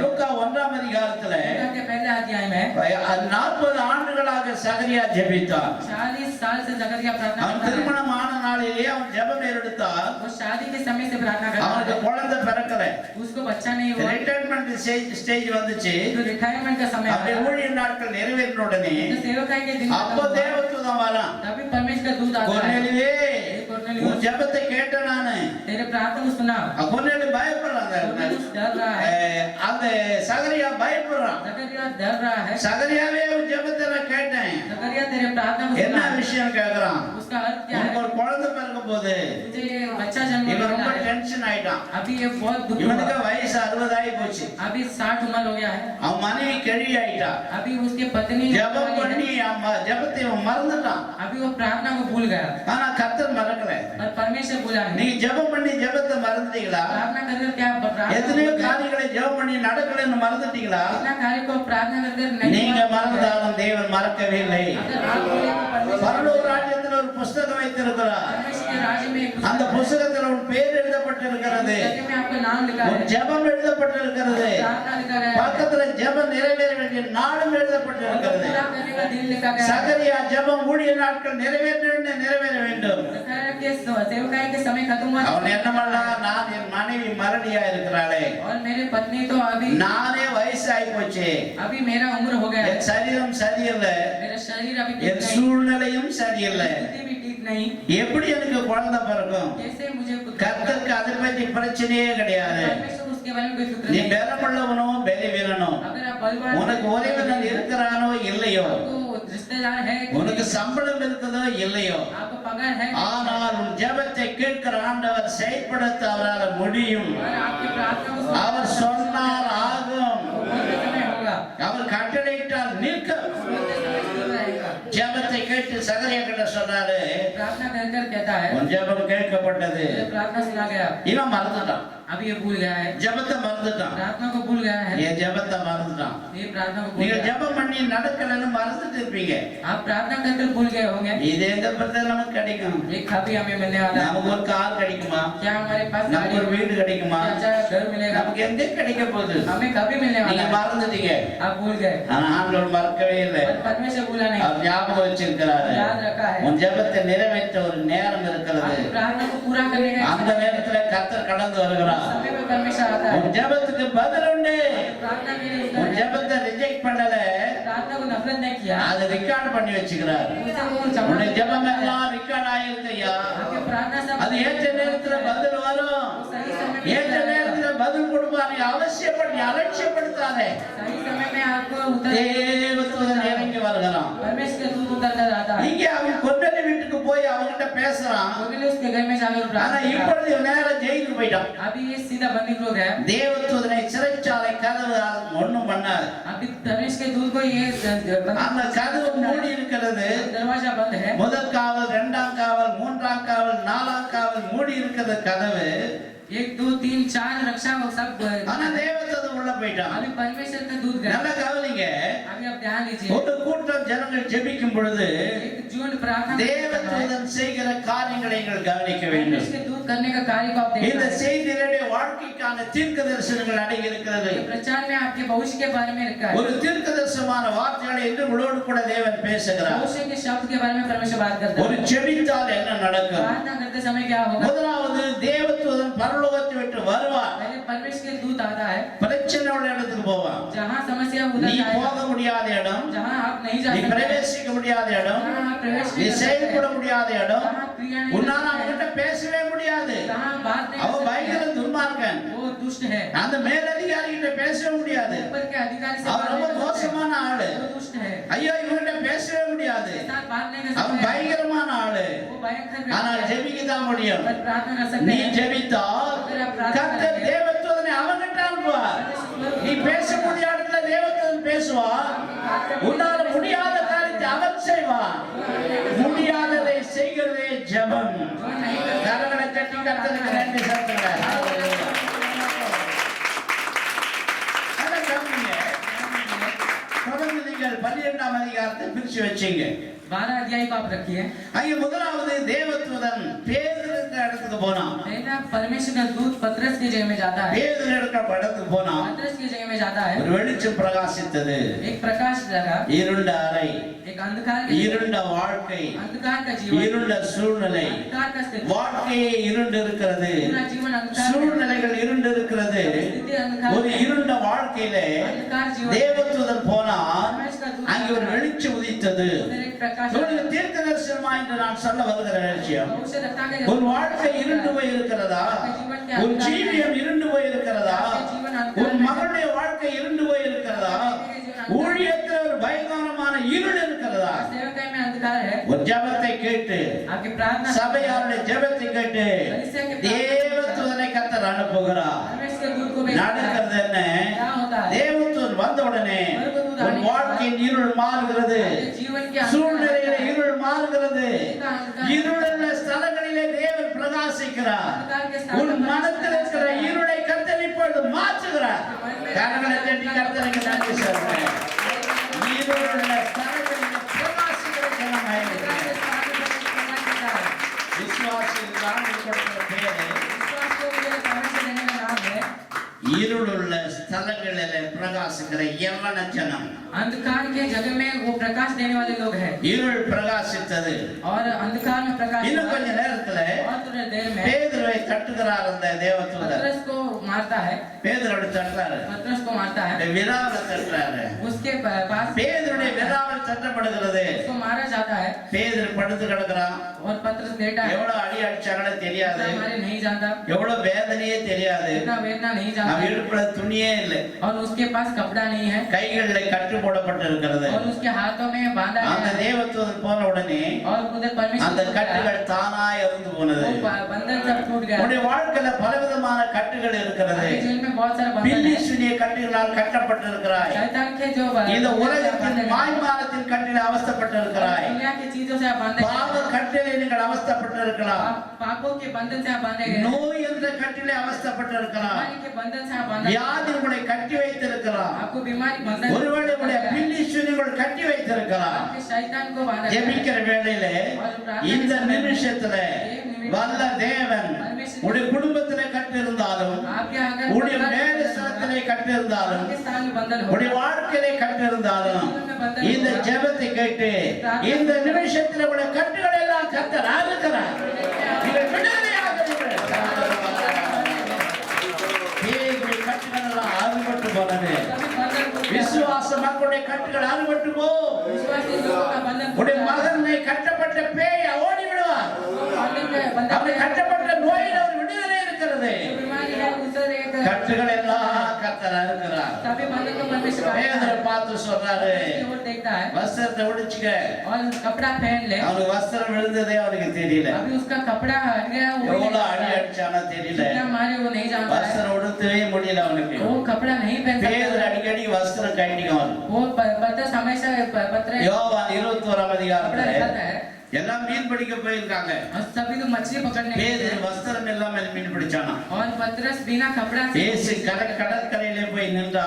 और परमेश्वर किनारे में जाकर யோவான் சொல்றான் அவர் கர்த்தர் என்று சொல்லுகிறான். यूहन्ना कहता है कि वो परमेश्वर சொன்ன है, உடனே தான் தெரியுது அவன் வஸ்திரம் விழுந்து போறது. बोलते समय उसको पता चलता है இந்த காலை ஆராதனை வேளையில कि इस सुबह के समय में பேதுருடைய வஸ்திரம் இல்லாமல் படுத்திருக்கிறான். पतरस बिना कपड़ा में रहता உடைய है, வஸ்திரங்களை உடுத்திக்கொள். कपड़ा पहन लो, சீயோன் குமாரத்தியே सिय्योन के உடைய வஸ்திரத்தை உடுத்திக்கொள்ள எழுதப்பட்டிருக்கிறது. कपड़ा पहन ले ऐसा लिखा है, மனுஷனுக்கு 7 விதமான வஸ்திரங்களை ஆண்டவர் கொடுக்கிறார். मनुष्य के लिए 7 प्रकार का कपड़ा देता है, ரட்சிக்கப்பட்ட உடனே ரட்சிப்பின் வஸ்திரத்தை ஏசாயா 61 அதிகாரத்துல उधार पाने के बाद उधार का कपड़ा, ரட்சிக்கப்பட்ட உடனே ரட்சிப்பின் வஸ்திரத்தை தருகிறார். उधार पाने के बाद उधार का कपड़ा, ஞானஸ்நானம் எடுத்த உடனே நீதியின் वस्त्रத்தை தருகிறார். बपतिस्मा लेने के बाद धर्म का देता है, பரிசுத்தாய் பெறுகிறவனுக்கு துதியின் वस्त्रத்தை தருகிறார். पवित्र आत्मा पाता है उसे स्तुति का देता है, விசுவாசத்துல உறுதியா இருக்கிற மனுஷனுக்கு विश्वास में स्थिर रहता है பொற்சரிக वस्त्रத்தை தருகிறார். उसे और कपड़ा देता है, உபத்திரம் பாடு நிந்தை வேதனையிலே தரித்திருக்கிற மனுஷனுக்கு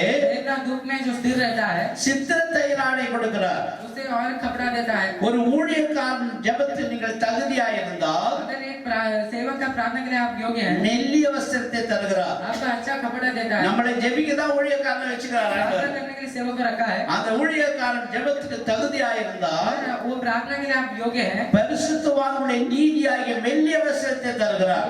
पवित्र लोगों का धर्मी एक ரகசிய வருகிற மேலே போகும் பொழுது और रहस्य आने में கல்யாண வஸ்திரத்தை தருகிறார். वो हमारी शादी का कपड़ा देता இது है। மாத வேளையிலே और अभी அநேக ரட்சிக்கப்பட்டு ரட்சிப்பை எழுந்தீங்க, வஸ்திரம் இல்லாம இருக்கிறீங்க. बहुत लोग अपने कपड़े को घुमा दिए, உங்களுக்கு ரட்சிப்பின் வஸ்திரம் இல்லை. आपकी उधार का कपड़ा नहीं। ஞானஸ்நானம் எடுக்கும்போது ஆண்டவரோடு உடன்படிக்கை செஞ்சீங்களே, बपतिस्मा देते समय आप அது वचन मानते हैं। நல்மனசாட்சியின் உடன்படிக்கை. वो अच्छा मत खाइए, அந்த உடன்படிக்கை முறிச்சிட்டீங்க நீங்க. इसे आप तोड़ दिए। ஞானஸ்நான உடன்படிக்கை இல்லை. बपतिस्मा का वचन नहीं। திருவிருந்து என்பது புது உடன்படிக்கை. प्रभु भोजन मतलब और एक ஞானஸ்நானம் என்பது முடிந்து போன உடன்படிக்கை. तो बपतिस्मा है वो पुराना एक கல்யாணம் பண்ண சொல்ல உடன்படிக்கை பண்றோம். और शादी करते समय वो வாழ்விலும் और जीवन में சாவிலும் और मृत्यु में सुख में சுகவீனத்திலும் दुख में மரணம் பிரிக்கிற வரை और मृत्यु तक நம்ம பெரிய மட்டன் எடுக்கிறாங்க.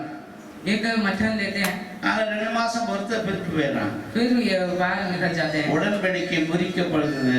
और वचन को टूटा जाता है। நீங்க என்ன உடன்படிக்கை முறிச்சிட்டு இருக்கிறீங்களா? क्या वचन को तोड़ रहे हैं? முறிக்க தயாரா இருக்கிறீங்களா? तोड़ने के लिए तैयार है। கர்த்தரை நம்பி நன்மை செய். परमेश्वर को भरोसा कर बुलाएंगे, கர்த்தரை நம்பி பொறுத்துக்க. परमेश्वर को भरोसा कर வாழ ஒரு வாழ்க்கை வேண்டும். जीने के लिए जीवन चाहिए, ஜீவிக்க ஒரு ஜீவியம் தேவை. जीवन जीने के लिए एक जीवन நம்மோடு चाहिए। கூட இணைந்து பரிசுத்த வாழ்க்கை செய்ய ஒரு மனைவி தேவை. हमारे साथ मिलकर जीने के लिए एक நமக்கு ஒரு पति चाहिए, புருஷன் தேவை. हमें एक पति चाहिए। இந்த லிமிட்ல குடும்பத்தை நடத்துங்க. एक मिनट में आप ஒரு परिवार பெரிய எதிர்பார்ப்பை நினைச்சிட்டு இருக்காதீங்க. बड़ा इच्छा मत चाहिए, உடன்படிக்கை முறிக்காதே. आपके वचन को तोड़ो ஒரு मत। கல்யாணம் பண்ணணும் உடன்படிக்கை. और शादी करने के बाद அடுத்த एक கல்யாண நாள் வந்துச்சுன்னா और शादी का दिन आते समय நம்ம பாயசம் செஞ்சு வைக்கிறோம். अब एक खीर बनाती है அவர் நேரம் புடவை கூட எடுத்தாரு. और अच्छा साड़ी देता है, உடன்படிக்கை ரெனியூ பண்றாரு. वो वचन को बांधता है। எங்க வீட்டுல அந்த மாதிரி இல்லைன்றீங்களா? क्या हमारे घर में ऐसा नहीं होता है? ऐसा बोलते நீங்க हैं, என்னாச்சும் செய்யுங்க. अभी आप कीजिए। ஒரு என்ன சொல்லுங்க. சிலர் கல்யாணத்தை சொன்னால கோபம் வருது. कुछ लोगों को शादी बोलते समय गुस्सा அந்த आता है। கதையா பிரதர் கேக்குறேன். क्या उस कहानी को क्यों पूछ रहे हैं? இவங்கிட்ட வாரதா கட்டி ஒரு மாட்டை கட்டிக்கணும் வாழணும். इसके साथ जीने से एक गाय को हम बांध कर जी सकते हैं। உடைய துக்க நாள் முடிந்து போ. अभी आपके दुखित உடைய जीवन வாழ்க்கையை बन जाएगा, மேன்மையாக்குவா. आपके जीवन को परमेश्वर महान करेगा, குடும்பத்தில் ஒரு செழிப்பை கட்டடவே இந்த கன்வென்ஷன். आपके घर में भरपूरी देगा, துக்க நாள் முடிந்து போ. आपके दुखित दिन सब அவர் வஸ்திரத்தை உடுத்திக் கொண்டார். अभी वो कपड़ा पहन लिया உடனே அவர் சொல்றாரு, और वो कहता है எழுந்திரு. उठ जा, உடைய கட்டுகள் எல்லாம் அறுந்து போனது. और सभी उसका बंधन टूट गया। முதலாவது இருண்ட வாழ்க்கையிலே வெளிச்சம் உதித்தார். पहले अंधकार के जीवन में, இரண்டாவது கட்டுகள் எல்லாம் அறுந்து போனது. फिर सब बंधन टूट गया। கர்த்தர் இன்று உங்கள் கட்டுகளை அறுக்கிறார். परमेश्वर आज आपके இனி बंधन உங்களுக்கு மரண கட்டு இல்லை. अभी मृत्यु का बंधन பில்லி नहीं, சுனிய ஒன்றும் செய்கிறதில்லை. जादू का कुछ नहीं होता, மாய்மாரத்தின் கட்டு உன்னை மாற்றுகிறதில்லை. दुनिया के वेश आपको नहीं, இப்பிரபஞ்சம் உன்னை ஒன்றுமே செய்யாது. संसार आपको कुछ கர்த்தருடைய ஆவியானவர் கட்டுகளை முறிக்கிறார். परमेश्वर की आत्मा ஆவி எங்கே உண்டோ அங்கு விடுதலை உண்டு. आत्मा है, वो கர்த்தர் சத்திய வசனத்தினால் விடுதலை ஆக்குகிறார். वचन के द्वारा அவருடைய வசனம் இன்று உன்னை விடுதலை ஆக்குகிறார். निकाल देता है, கட்டுகள் எல்லாம் மாறி போகும். बंधन सब टूट जाएगा। நிச்சயமாக முடிவுண்டு நம்பிப்போ. निश्चित आप भरोसा करके जाइए, கட்டுகள் அறுந்து போனது. बंधन टूट गया है। பேதுரு எழுப்பினார். पत्रस को उठाया, எழுந்துருவா. उठ जा, பேதுரு எழுந்தார். पत्रस उठ गया। அந்த வசனத்தை வாசிக்கல. அப்பொழுது கர்த்தருடைய தூதன் அங்கே வந்து நின்றான். அறையில வெளிச்சம் பிரகாசித்தது. அவன் பேதுருவை விழாவிலே தட்டி, சீக்கிரமா எழுந்திரு என்று அவனை எழுப்பினான். உடனே சங்கிலிகள் அவன் கைகளில் இருந்து விழுந்தது. என்ன விழுந்தது? கட்டப்பட்ட சங்கிலிகள் தானா விழுந்தது. बंधन टूट गया था, அது அவுக்க வேண்டிய ஆள் இல்ல. इसे बोलने के लिए लोग नहीं, சங்கிலி போட்டணும் வர தேவையில்லை. बांधे हैं वो भी नहीं आने की जरूरत இந்த है। ஜெபத்தினால சங்கிலி கட்டுகள் தானாய் விழுந்தது. प्रार्थना से बंधन टूट गया, உடைய ஜெபத்தினால தானா கட்டு விழுது. आपके प्रार्थना से वो टूट தானாய் விழுந்து போ. वो लगातार गिर जाए। சரி, அடுத்தது தூதன் அவனை நோக்கி, உன் அறையை கட்டி என்னது கட்டிக்க? அறையை கட்டிக்கொள். அவனுக்கு வஸ்திரம் இல்லாம இருக்கிறான். वो बिना वस्त्र के है, அறையை சரியா கட்டிக்க. அறையை கட்டிக்கொள். पहन ले, என் பின்னாலே வா. मेरे पीछे आ, அவர் எழுந்து பின்னால நடந்து வருகிறார். उठकर उसके पीछे लग, நடக்க முடியாத ஒரு பேதுரு नहीं चल सकता, எத்தனை அடி விழுந்ததே தெரியாது. मार पड़ा होने இந்த का, விசுவாசுடைய ஜெபத்தை கேட்டு विश्वासियों का प्रार्थना से பேதுரு சரீரத்தில் ஒரு பலத்தை கொடுத்தார். पत्रस के நீ शरीर में, பலவீனனானாலும் अगर आप बल நீங்க ஜெபிக்கிற ஜெபத்தை கேட்டு கர்த்தர் ஒரு பலத்தை கொடுக்கிறார். प्रार्थना सुन, நடக்க முடியாது நீ நடக்கலாம். ஓட முடியாது நீ ஓடலாம். எந்த வியாதியில நீ முடங்கி கிடந்தாலும் கர்த்தருடைய ஆவியானவருடைய வல்லமையை அனுப்புகிறார். நடக்க முடியாதவனை நடக்க வைக்க அவரால் முடியாது. ஹalleluya. நடந்து அவன் வந்து கொண்டே இருக்கான். चलकर आता है பேதுரு நடக்கிறான். पतरस நேரா வராங்க. सीधा आगे வந்த உடனே आने के बाद அந்த சோல்ஜர்லாம் தூங்கிட்டு இருக்காங்க. सैनिक सब அங்க ரெண்டு பேர் நின்னு நிக்கறான். எங்க दो लोग खड़े हैं பேதுரு இருக்கிற இடத்துல ரெண்டு பேர் நின்னு நிக்கறான். पतरस जिधर है उधर ஆனா அவங்களுக்கு ஒண்ணுமே தெரியல. वो कुछ जानते नहीं அங்க வாசினா अगर आप पढ़ेंगे இருப்பு காவல்ல ரெண்டு சோல்ஜர் அங்க நின்னுட்டே இருக்கான். वो सैनिक उधर है ஆனா பேதுருவும் நம்ம தேவதூதன் பேசுறது அவன் காதுல விழவே இல்ல. पतरस और स्वर्गदूत बात कर அவங்களுக்கு விளங்கவே இல்ல. वो नहीं समझते थे ஏன் விளங்கல? क्यों नहीं समझते थे ஏன்னா பேதுரு அபிஷேகம் பெற்ற ஆளு. क्योंकि पतरस अभिषेक அவருக்கு தூதர் பாஷை தெரியும். स्वर्गदूत का भाषा जानता है அந்த அந்த அவன் தூதர் பாஷையில பேசுறான். स्वर्गदूत का भाषा ஏதோ குருவி கத்துதுன்னு அவன் நினைச்சுன்னு இருக்கிறான். चिड़िया का आवाज आ रहा है ऐसा सोच रहा है ஏதோ கிளி கத்துதுன்னு அவன் நினைச்சுன்னு இருக்கிறான். ऐसा चिड़िया का आवाज आ रहा है அதனால பேதுரு அங்கே பேசுகிறது पर उधर पतरस அந்த இருப்பு காவல்ல இருக்கிற ஒருவனுக்கும் தெரியவில்லை. कोई नहीं जानता था தூதன் அவனை பார்த்து அறையை கட்டிக்கொண்டு என்று சொல்லுகிறான். स्वर्गदूत कहता है तू அவன் கிளம்பு என்று சொல்லுகிறான். चल ऐसा ஆனா ஒண்ணுமே அவன் அந்த நிக்கிற ரெண்டு சோல்ஜருக்கு தெரியவே இல்லை. सैनिक कुछ जानते नहीं ஏன்னா பேதுரு அபிஷேகம் பெற்ற ஆளு. उधर वो अभिषेक पाया था நீ மனுஷ பாஷை தூதர் பாஷை பேசினாலும் मनुष्य की भाषा या स्वर्गदूत का भाषा அப்ப நம்ம அபிஷேகம் பெற்ற உடனே आप अभिषेक पाने के நாம बाद முதல்ல ஆவியில நிரம்புறோம். हम आत्मा में भरते हैं ஆவியில நிரம்பி பழக்கம் இருக்கவங்களுக்கு ये आत्मा में भरने का एक अनुभव முதலாவது திக்கி திக்கி பேசுறான். पहले वो अटक ஏசாயா தீர்க்கதரிசன புத்தகத்தை வாசிக்கும் பொழுது की किताब में आप पढ़ते அங்கே हैं திக்கி திக்கி பேசுறான். वो अटक अटक कर இரண்டாவது அந்நிய பாஷை. फिर वो अन्य भाषा அன்னோன் है, டாக்ஸ் அவனுக்குமே வழங்காது. वो कोई समझता नहीं இவனுக்கும் வழங்காது. ये भी नहीं समझेगा அவனுக்கும் வழங்காது. वो भी नहीं समझेगा அந்நிய பாஷை. अन्य भाषा है। அவன் மனுஷத்துல பேசாமல் தேவனிடத்துல பேசுகிறான். मनुष्य के पास नहीं बात करते மூன்றாவது பற்பல பவுல் சொல்றான், நான் பற்பல பாஷைகளை பேசுகிறேன். अनेक भाषाओं को बात करता हूँ பாஷைகள் பலவிதம் இருக்கிறது. भाषा अनेक है ஒன்றாயிலும் அர்த்தம் இல்லாமல் இல்லை. एक भी बिना अर्थ का அவன் नहीं है பற்பல பாஷை பேசுறான். ये अनेक भाषा बात அடுத்து करता हूँ மனுஷ பாஷை பேசுறான். पर वो मनुष्य का மனுஷ பாஷை என்ன? उसका मतलब நான் क्या है? தமிழ்நாட்டுல வரேன். मैं तमिलनाडु से இங்க आता வந்து हूँ। நான் ஹிந்தில பேசினா அது மனுஷ வார்த்தை. मैं इधर हिंदी में बात ஆவில करता நிரம்பும் हूँ பொழுது और इधर लोग बात சில करते தமிழ்ல हैं பேசலாம், कुछ लोग சில ஹிந்தில பேசலாம், हिंदी में சில இங்கிலீஷ்ல பேசலாம், इंग्लिश में சில ஒரியாவில பேசலாம். हिंदी में இது மனுஷ பாஷை. ये सब मनुष्य का भाषा है அடுத்தபடியாக अगला தூதர் பாஷை பேசுறான். स्वर्गदूत का भाषा है ஏன்னா தூதர்களை நம்ம எல்லாம் நியாயம் தீர்க்க போறோம். हम दूतों को न्याय करने वाले हैं அதனால தூதர் பாஷை பேசுறான். इसलिए दूतों का भाषा அதுக்கப்புறம் பாஷைகளை வியாக்கியானம் பண்ணுதல், भाषा को அப்புறம் தீர்க்க தரிசனம் சொல்லுதல். और भविष्यवक्ता से நல்ல கவனிங்க, அபிஷேகம் என்பது இந்த 7 அம்சங்களை அடங்கி இருக்கிறது. अभिषेक 4 प्रकार का होता है சும்மா ஆவியில நிரம்பி அப்படியே வெறும் ஒரே பாஷையை 10 வருஷமா பேசக்கூடாது. और ऐसा एक आत्मा में भरकर ऐसा புதிய புதிய பாஷைகளை பேச வேண்டும். नया भाषा बात करना வரங்களை நாட வேண்டும். हम वरदान தீர்க்க पाने தரிசன வரங்களை நாட வேண்டும். भविष्यवक्ता का वो ஒவ்வொரு சபையிலும் हर एक பாஸ்டர் ஒய்ஃப்களா தீர்க்க தரிசன வரத்தை கொடுப்பாரு. पासवान के पत्नी के पास பாஸ்டருக்கே தீர்க்க தரிசன வரத்தை கொடுப்பார். पासवान को ही वचन देता நான் है பேசுகிறது தீர்க்க தரிசன வார்த்தைகள். जो मैं बात करता हूँ இந்த வசனத்துல அடங்கி இருக்கிறது எல்லாம் தீர்க்க தரிசனம். इधर जो लिखा है वो सब भविष्यवक्ता का है தலையில கையை வச்சு सिर में हाथ உனக்கு रखना என்ன வச்சுட்டு இருக்காங்க, आपको कितना உனக்கு சூனியம் வச்சிருக்காங்க. आपको जादू रखा है தீர்க்க தரிசனம் கிடையாது. ये सब भविष्यवक्ता है அது குறி சொல்லுதல். वो सब அது குறி சொல்லுதல்.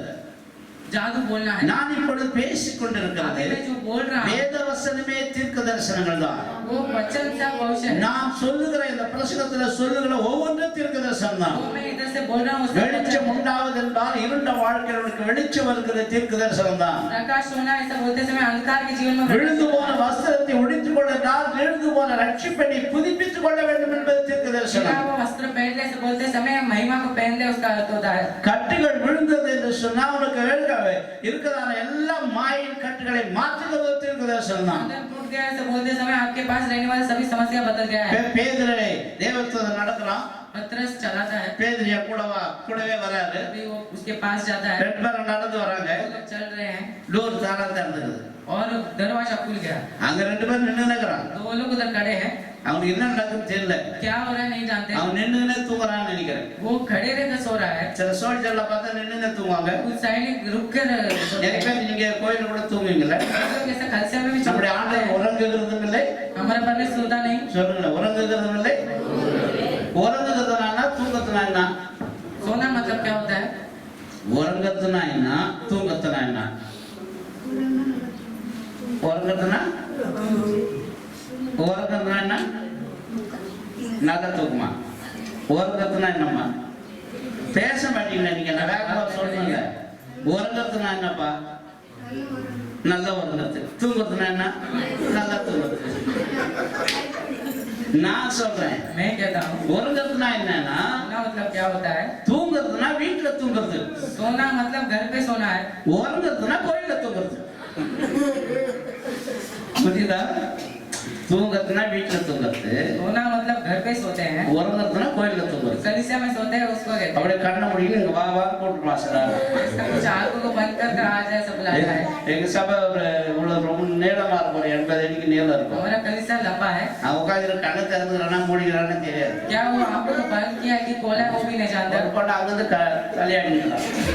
ऐसा एक सिर हिलाती रहती है। இப்ப वர முடியாது. उधर नहीं आ सकते। பிரசங்கம் முடிச்சிட்டு தான் வர முடியும். उधर पूरा प्रचार करने के बाद आ सकते हैं। உங்களுக்கு தூக்கம் வந்தா நல்லா தூங்குங்க. अगर आपको नींद आता है तो ஆனா ஒரே கண்டிஷன், पर एक कंडीशन கண்ணை மூடக்கூடாது. कभी आंखों को नहीं बंद करना। என்ன கூடாது?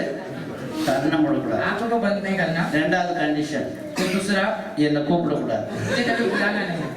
ஒரு என்ன சொல்லுங்க, சத்தமா சொல்லுங்களேன். இப்ப பேதுரு தேவதூதர் பின்னாடியே நடக்கிறார். पतरस स्वर्गदूत के पीछे पड़ा है। நடந்த உடனே चलने के बाद இங்க 2 பேர் தூங்கினா 4 பேர் தூங்கினாங்க. अभी ये 4 लोग सो रहे हैं। இன்னும் 2 பேர் आगे और पीछे தூங்கி இருக்கும்போது सोते समय கேட்டு கதவு திறந்துச்சு. दरवाजा खुल गया। ஒரு கதவு திறந்துச்சு. एक दरवाजा खुल गया। ரெண்டாவது கேட்டு போனா दूसरा ரெண்டாவது கதவு திறந்துச்சு. और दूसरा दरवाजा भी மூணாவது கேட்டு கிட்ட போனா दूसरा फाटक के पास गया। மூணாவது கதவு திறந்துச்சு. दूसरा भी दरवाजा खुल गया। நாலாவது கேட்டு கிட்ட போனா चौथा इसमें गया। நாலாவது கதவு चौथा திறந்துச்சு. भी खुल गया था। இது தீர்க்க தரிசனம் என்னன்னா, इसमें भविष्य के बारे में क्या है? இன்னைக்கு கர்த்தர் சொல்ற நல்ல வார்த்தை, परमेश्वर देना एक உங்கள் अच्छा வாழ்க்கையில மூடப்பட்ட கதவை கர்த்தர் இன்று திறக்கிறார். शब्द। திருமணத்துல கதவு மூடப்பட்டது. शादी का जो बंधन உடைய ப்ரமோஷன்ல கதவு மூடப்பட்டிருக்கிறது. प्रमोशन में दरवाजा உடைய வாழ்க்கையில கதவு மூடப்பட்டிருக்கிறது. जीवन में பொருளாதார கதவு மூடப்பட்டிருக்கிறது. चीजों के बारे में உன் வாழ்க்கையில மூடப்பட்ட கதவுகளை கர்த்தர் இப்பொழுதே திறக்கிறார். கரங்களை கட்டி கர்த்தர் சொல்றார்.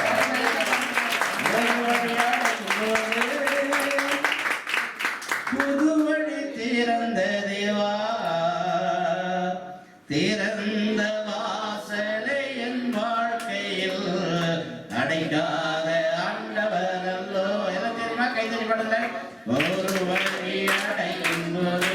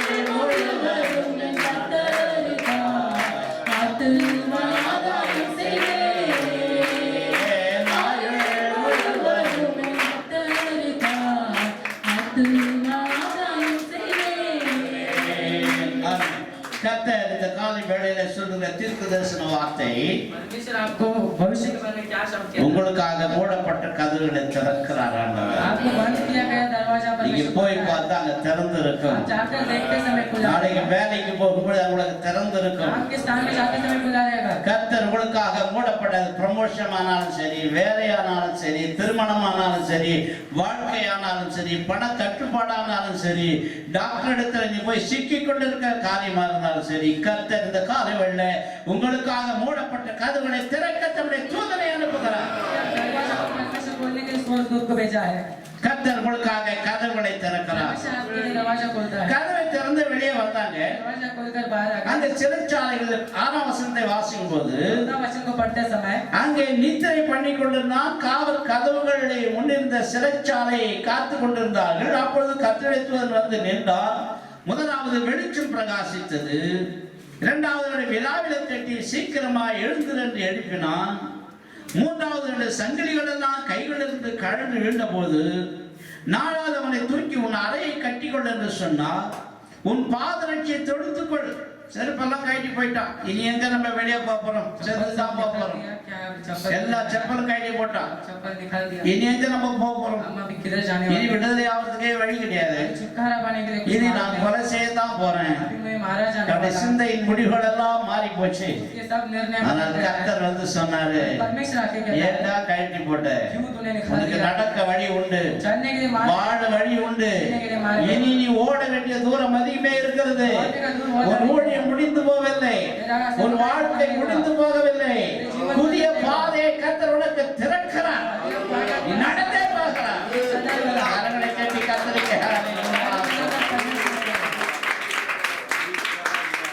அவன் வஸ்திரத்தை போட்டுக் கொண்டு அவன் பின்னாலே போனான் फिर उसके पीछे पड़ गया 9ஆம் வசனத்தில் சொல்லப்பட்டிருக்கிறது वो वचन में लिखा அவன் புறப்பட்டு போன பொழுது அந்த கதவுகள் எல்லாம் அவனுக்கு திறந்ததாம் वो निकलते समय उसका दरवाजा खुल गया இப்போ 9ஆம் வசனத்துல அவன் புறப்பட்டு அவனுக்கு பின் சென்று वो तैयार होकर उसके पीछे जाता है தூதனால் செய்யப்பட்டது மெய் என்று அறியாமல் उन्होंने किया वो सही है ஒரு தரிசனத்தை காண்கிறதாக அவன் वो நினைத்தான் एक दर्शन देख रहा था இவ்வளவு வேலை நடக்குது अब इतना कार्य होता है தேவதூதன் வந்தான் வெளிச்சம் பிரகாசித்தது अभी उधर प्रकाश हो रहा है கட்டுகள் எல்லாம் அறுந்து போச்சு सभी बंधन टूट गया है பாதரட்சை போட்டுக்கிடான்னு சொன்னா चप्पल पहन ले ऐसे என் कहता है பின்னாடியே வாழான்னு சொல்றான் मेरे पीछे आ जा ऐसे இவன் कहता है நினைச்சுக்கிறான் இதுதான் நினைச்சுக்கிறானா अब ये क्या सोचा है ஏதோ ஒரு சொப்பனத்தை காண்கிறதாக இவன் நினைத்துக் கொண்டிருந்தான் सपना देख रहा है जैसा सोच रहा है அவன் மெய் என்று அறியாமல் वो सही ऐसा नहीं जानता ஒரு தரிசனம் காணுகிறதாக நினைத்தான் वो दर्शन देख रहा है ऐसा இந்த सोचा ஆண்டு உன் வாழ்க்கையில நடக்க போகிற காரியங்கள் वो எல்லாம் हमारे जीवन में होने वाला कार्य है உனக்கே நீங்கள் புரிந்து கொள்ள முடியாதபடி आप नहीं समझ सकते हैं நீயே நம்ப முடியாத ஒரு அற்புதத்தை கர்த்தர் இந்த ஆண்டு உனக்கு செய்யதான் போறார் आप भरोसा नहीं करने वाले कार्य मुन्नारे सब हो गया मुझे। आप भरोसा नहीं कर நானா सकते பாஸ் பண்ணிட்டேன் क्या मैं पास हो गया நானா இதை செய்தேன் मैंने किया क्या உன்னால முடியாத ஒரு காரியத்தை கர்த்தர் செய்வார் आपसे असंभव कार्य சரி அவன் புறப்பட்டு போறான் பாருங்க तैयार होकर गया அவன் புறப்பட்டு சென்று போறான் वो तैयार होकर जाता 10ஆம் है வசனத்துல 10वां वचन में முதல் காவல் இரண்டாம் காவல் நகரத்துக்கு போவதான இருப்பு கதவண்டி வந்தபோது அது தானாய் அவளுக்கு திறவுண்டு வழி புறப்பட்டு வீதி நெடுகே நடந்து போனான் தானா கதவு वो திறந்து अपने आप दरवाजा खुल गया था அங்கு சாவி போட்டு திறக்க வேண்டிய அவசியம் இல்லை चाबी डालकर नहीं खोलना है தானா ஒரு அற்புதம் वो अद्भुत होता है தானாவே கதவு நடந்தது वो लगातार खोलने लगा கர்த்தர் தானாகவே ஒரு அற்புதம் செய்யும்படியாக தான் உன்னை அழைத்திருக்கிறார் अपने आप अद्भुत करने के लिए உன் परमेश्वर ஜெபம் आता है உன்கிட்ட கடன் வாங்கினவன் தானா வந்து கொடுக்க जो போற आप பாருங்க सुधार लिए आपको देने वाला है நீ ஏங்கிக் கொண்டிருக்கிற பணம் தானாய் கிடைக்கும் जो आप चाहते हो पैसा आपको मिलेगा உன்னுடைய வியாதிகள் தானாய் சுகமாகும் आपकी बीमारी सब உன் चाहते துக்க நாள் தானாய் மாறி போ दुखी जीवन से भर தானாக ஒரு அற்புதம் நடக்க போகுது பாருங்க एक अद्भुत अपने आप होने वाला है உனக்காக கதவுகள் தானாய் திறந்தது आपके लिए दरवाजा अपने आप खुलेगा வெளியே போன உடனே बाहर जाने के बाद தூதன் அவனை விட்டு போய்விட்டான் दूध से हट गया பேதருக்கு தெளிவு வந்த பொழுது जब पतरस जाता था பேதருக்கு என்ன வந்த போது தெளிவு வந்த பொழுது जब महसूस आया था அப்ப என்ன சொல்ல வருகிறேன்னு சொன்னா क्या बोलने को आया था ஏதோ தரிசனம் கண்டு நினைச்சேன்னா कुछ दर्शन देखा जैसा लगा மெய்யாகவே ஒரு அற்புதம் और நடந்துச்சு सच्ची में एक अद्भुत है நீ நினைக்கிற சொப்பனா நினைச்சு जो आप सोच रहे हैं वो सपना देखा இது நடக்குமா பிரதர் क्या ऐसा होगा இது எப்படி நடக்குது ये कैसे होने वाला है இது வீடு கட்ட முடியுமா क्या ये घर बांध सकते हैं கடன் மாறுமா क्या हमारे उधार இந்த बदलेगा ப்ரமோஷன் வாய்ப்பே இல்லையே क्या ये प्रमोशन के लिए वो मौका இனி नहीं है ஆண்டவர் சொல்லுகிறா परमेश्वर कहता है கர்த்தர் வாய்ப்பே இல்லைன்னு நினைக்கலாம் कहाँ मौका नहीं है ऐसा सोचेगा தரிசனம் மாதிரியே ஒரு அற்புதம் நடந்தது दर्शन के जैसा ही अद्भुत होगा அது சொப்பன மாதிரியே அற்புதம் நடந்துடும் सपना जैसे अद्भुत होगा தன் மெய் என்று அவன் அறிந்து கொண்டான் वो सच्चाई ऐसा जाना ரைல சொல்லுங்க அவனுக்கு தெளிவு வந்த பொழுது जब वो उसको महसूस आया வசனம் அருமையா சொல்லப்பட்டிருக்கிறது वचन लिखा है ஏரோதுடைய கைக்கும் யூத ஜனங்களுடைய எண்ணங்களுக்கும் என்னை விடுதலையாக்கும்படி கர்த்தர் தம்முடைய தூதனை அனுப்பினார் என்று நான் இப்பொழுது மெய் என்று அறிந்திருக்கிறேன் यहूदी लोगों के हाथों से मुझे छुटकारा இது காலவேளையில் கர்த்தர் சொல்லுகிற தீர்க்க தரிசனம் என்னவென்றால் के समय बोलने का ஏரோவுடைய கைக்கும் हेरोदेस के हाथों में யூத ஜனங்களுடைய எண்ணங்களுக்கும் यहूदियों के सोचों से நிறைய பேர் ஏதோ நினைச்சிருக்கிறான் அவனை பத்தி आपके बारे में कुछ लोग உன்னை सोच என்ன रहे हैं பண்ற பாரு तुझे क्या करूंगा உன்னை என்ன பண்ற பாரு क्या करूंगा இனி கர்த்தர் சொல்லுகிறா परमेश्वर कहता है அதிகாரியுடைய எண்ணங்களுக்கும் जो नहीं सोचते हैं, மனிதனுடைய கைக்கு கர்த்தருடைய விடுதலை मनुष्य ஆகுகிறார் के हाथों से आपको छुड़ाया அதிகாரிகளுக்கு விரோதமாய் செயல்பட முடியாது जाएगा। कोई भी आपके विरुद्ध மனிதர்களுக்கு எதிராக செயல்பட முடியாது मनुष्य आपके विरुद्ध नहीं உன்னை काम कर தொடுகிறவன் கண்மணியை தொடுகிறார் உனக்கு விரோதமாய் எழும்புகிற எந்த ஆயுதம் வாய்க்காதே போ. सकता। आपके विरुद्ध हथियार உனக்கு ஒரு வழியாய் வந்தால் ஏழு வழியாய் ஓடிப்பார் आपके विरुद्ध एक मार्ग में आएगा तो 7 मार्ग में भागेगा। கரங்களை தட்டி கர்த்தரை ताली ஸ்தோத்திரிங்க. बजाकर परमेश्वर की स्तुति करें। ஆமென். ஆவியிலே நான் கோயில் பதாக இடத்துல ஊழியம் செய்து கொண்டிருந்தேன். मैं सेवकाई कर रहा था, அங்க ஒரு பாட்டி இருந்துச்சு. எப்பவுமே பக்கத்து வீட்டுக்கார சண்டை. उधर एक दादी रहती थी, उधर இந்த झगड़ा கேள்விக்கு பிள்ளைங்க எதுவும் கிடையாது. और इनके पास कोई बच्चा नहीं। இவளை தோட்டத்துக்கு அந்த வீட்டை பிடிச்சிருந்தா அவனுக்கு எண்ணம். वो घर को पकड़ना चाहिए ऐसा उनका मन था। அப்ப ஒரு நாள் இந்த மாதிரி பிரசங்கம் பண்ணியாச்சு. तो एक दिन मैंने ऐसा प्रचार ஒரு किया, வழியா வந்தா ஏழு வழியா ஓடுவான். अगर एक मार्ग में आया तो 7 मार्ग में भागेगा। ஒரு நாள் அந்த வீட்டுக்கு போனா एक दिन वो घर पे गया, அந்த பாட்டி வேலி போட்டு வச்சிருந்துச்சு. வேலி வேலி वो एक कंपाउंड डाक्टर रखी थी, அந்த காம்பவுண்ட கொஞ்சம் கொஞ்சமா போய் ஏழு வழி பண்ணுதாரு. वो 7 मार्ग बना रही है। அப்ப அவரை போய் கேட்டா என்ன பண்ணிக்கிற? फिर मैं जाकर पूछा आप क्या कर रहे हैं? எனக்கு ரொம்ப விரோதி ஆயிட்டானுங்க. अभी मैं அவன் தான் இப்ப வருவான். वो विरुद्ध आएगा, ஏழு வழியா ஓடிடுவான். वो 7 मार्ग में भागेगा। சரி எல்லாம் சிரிச்சுட்டு வந்துட்டேன் நான். और मैं हंस कर आ गया, சரி எப்படியோ போன்னு சொல்லி. आप कैसे भी जाओ। திடீர்னு ஒரு குறிப்பிட்ட நாள் फिर एक दिन आया था, அந்த பாட்டியுடைய இடத்தை அபகரிக்கிறதுக்கு நிறைய பேர் வந்துட்டாங்க. दादी के घर को पकड़ने के लिए कुछ लोग आ அவங்க गए, நிறைய பேர் வந்து நின்றுக்கிறாங்க. सभी लोग आ गए। இந்த பாட்டி ஏற்கனவே ஏழு வழி எடுத்து வச்சிருந்தது. अभी दादी ये 7 मार्ग எப்படி करके நிறைய கூட்டமா வந்துட்டாங்க. पूरा झुंड ஊர் भर कर ஜனங்கள்லாம் வந்து சேர்ந்து இருக்காங்க. गांव के लोग आ எனக்கு गए। என்ன பண்றதுன்னு தெரியல, உள்ள ஜெபம் अभी பண்ணேன். क्या करना है वो नहीं जानती, प्रार्थना திடீர்னு कर रही है। பக்கத்து தெருவுல ஒரு சண்டை. और बाजू गांव में एक அவன் என்ன பண்ணா 100க்கு போன் பண்ணிட்டான். वो अभी 100 को फोन किया था। 100 கருத்து எடுத்துக்கா. 100 क्या है कि 108 है। 100க்கு போன் பண்ண உடனே 100 को फोन करते समय போலீஸ் வேணு அவங்க வீட்டுக்கு போறது இவங்க வழியா தான் போகணும். पुलिस का गाड़ी उनके मार्ग से वो गांव में जाना அந்த है। சண்டை நடக்க இடத்துக்கு போறதுக்கு இந்த அம்மா வீட்டு இந்த பாட்டி வீட்டு வழியா தான் जब போகணும். झगड़ा हो रहा है ऐसे ही दादी की माँ के घर போலீஸ் से ஆர்ன போட்டு சத்தம் வந்தா பாருங்க. पुलिस हॉर्न मारकर आता है இவங்களுக்கு தான் நிறைய கூட்டம் இருக்குது. और इनके घर में बहुत झुंड है। இவங்க தான் போன் பண்ணாங்க, மொத்த போலீஸும் உள்ள இறங்கிட்டான். तो यही फोन किया ऐसे सब लोग नीचे उतर அது गए இருக்கிற வேலை நம்ம ஏற்கனவே வழி பிடிச்சு அவன் ஓடி போயிட்டான். और सभी लोग वो मार्ग से भाग गए। இந்த பாட்டிகிட்ட வந்து போலீஸ் கேட்கறாங்க, என்னங்க தகராறு? अभी धारी माँ से वो पूछ रहे कि क्या तकरार हुआ? ஒண்ணு தகராறு இல்ல சார். तकरार नहीं हुआ। ஏன் இவ்வளவு பேர் வந்தாங்க? तो इतने लोग क्यों आए? அவங்க எதுக்கு வந்தாங்கன்னு தெரியல சார். क्यों आए मैं नहीं जानती। யார் போன் பண்ணது? कौन फोन किया? நான் போன் பண்ணல சார். मैं फोन नहीं किया। அப்பதான் தெரிஞ்சு பக்கத்து தெருவுல சண்டை. अभी पता चला कि बाजू वाले घर में ஒரு முட்டாள்தனமா நான் விசுவாசித்தாலே அற்புதம் செய்கிறாங்க. ऐसा जो नहीं जानते ऐसा भी अद्भुत कर सकता है। ஒரு வழியா வந்தா ஏழு வழியா ஓடுவான் நம்பி अगर एक मार्ग में आया तो 7 मार्ग में இவன் எந்த போலீஸுக்கு போல कोई पुलिस के पास नहीं கர்த்தர் गया। தானா அனுப்பி வச்சார் பாருங்க. परमेश्वर ने भेज दिया था। இன்னொரு நாளைக்கு வருவான் அவன். क्या और एक समय में ஒரு आया, நாள் ஒரு பாட்டி ஜெபம் பண்ணியிருந்தான். एक दिन एक दादी माँ प्रार्थना करती थी, ஆண்டவரே எனக்கு ஒரு 2 வடை கொடுங்க ஆண்டவரே. परमेश्वर 2 वड़ा दीजिए। அவளுக்கு என்ன வேணும் பாட்டிக்கு? दादी माँ के लिए क्या என்ன चाहिए? வேணும் பாட்டிக்கு? வடை. वड़ा चाहिए। இதை கேட்ட இந்த பசங்க பக்கத்துல வாலி பசங்க பண்ணாங்க, வடை வாங்கி வந்து जो ऐसा लॉरी में काम करते மேல ஏறி கோரையை பிரிச்சு वड़ा लेकर आकर அந்த பாட்டி கையில போட்டு ऊपर से वो दादी माँ के हाथ में பாட்டி சோத்திராண்டவரே சோத்திராண்டவர்னு வடை எடுத்து சாப்பிட்டா. स्तुति हो परमेश्वर ऐसा बड़ा இந்த பையன் 2 பேரும் உள்ள வந்தாங்க. ये 2 लड़के लोग अंदर आ गए। ஏய் கை வடை சாப்பிட்டியா? क्या दादी माँ खाए? எனக்கு கர்த்தர் கொடுத்தாரு வடை. क्या परमेश्वर मुझे கர்த்தரா கொடுத்தாரு. क्या परमेश्वर आपको दिया? நான் எங்கடா வாங்கி போட்டோம். हम लोग ने दिया था। சோத்திராண்டவரே சோத்திராண்டவரே இந்த பிசாசு பசங்களை வச்சு வடை கொடுத்தீரேன்னு சோத்திரம். इस शैतानी लड़की को लेकर हमें आप वड़ा दिए इसलिए धन्यवाद कहते हैं। யாரை கொண்டாயிலும் கர்த்தர் அற்புதம் किसी செய்வார். को भी लेकर आपको परमेश्वर आपको பலமுள்ளவனை கொண்டாயிலும் பலவீனனை கொண்டாலே உதவி செய்து கர்த்தருக்கு லேசான காரியம். अगर बलवान होगा क्या बलहीन होगा पर ஆண்டவருடைய பிள்ளைகள் தான் முக்கியம். परमेश्वर अपने बच्चों को யாரை கொண்டாலும் உதவி செய்வார். किसी भी लेकर किसी को தேவதூதன் காணாமல் போய்விட்டான். स्वर्गदूत नहीं दिखा, இவர் நேர வீட்டுக்கு போறாரு. ये अपने घर जाता है, ஜெபம் பண்ற வீட்டுக்கு போறாரு. किधर प्रार्थना करने उस जगह में गया போய் கதவை தட்டுறாரு. और उधर दरवाजा टोकता है, கதவை தட்டுறாரு. दरवाजा टोकता அங்க है। வாசிச்சீங்கன்னா अगर उधर आप அங்க पढ़े ஒரு ரோதனன்னு ஒரு பொண்ணு வரா. उधर एक लड़की आती है பேர் நான் பேரு பார்த்து சொல்லுமா சரியா ரோதையா ரோதனையா இது ஜெபத்துல கண்ணே முடியாது நம்ம ये आंखों को ही बंद नहीं करती है இந்த ரோதை ஜெபத்துல என்ன பண்ணாது ये रोदे क्या नहीं करती है பேர் என்ன ரோதையா ரோதனையா வீட்டுக்கு ரோதனை இல்லாத இருங்க நிறைய இந்த பசங்களால ரோதனை बहुत लड़कों से झगड़ा होता நேரத்துல சீக்கிரம் வர மாட்டானுங்க है वो सही समय में नहीं आते லேட்டா வருவான் देरी से आते நீங்க हैं எல்லாருக்கும் பக்குன்னு இருக்கும் ये सभी लोग को बहुत दुखित होता है நீ யாரும் ரோதனை இல்லாத இருங்க आप किसी के पास झगड़ा मत कीजिए நான் யாருக்கும் ரோதனை இல்லாமல் இருப்பேன் किसी के சொல்லுங்க पास झगड़ा नहीं करता நான் யாருக்கும்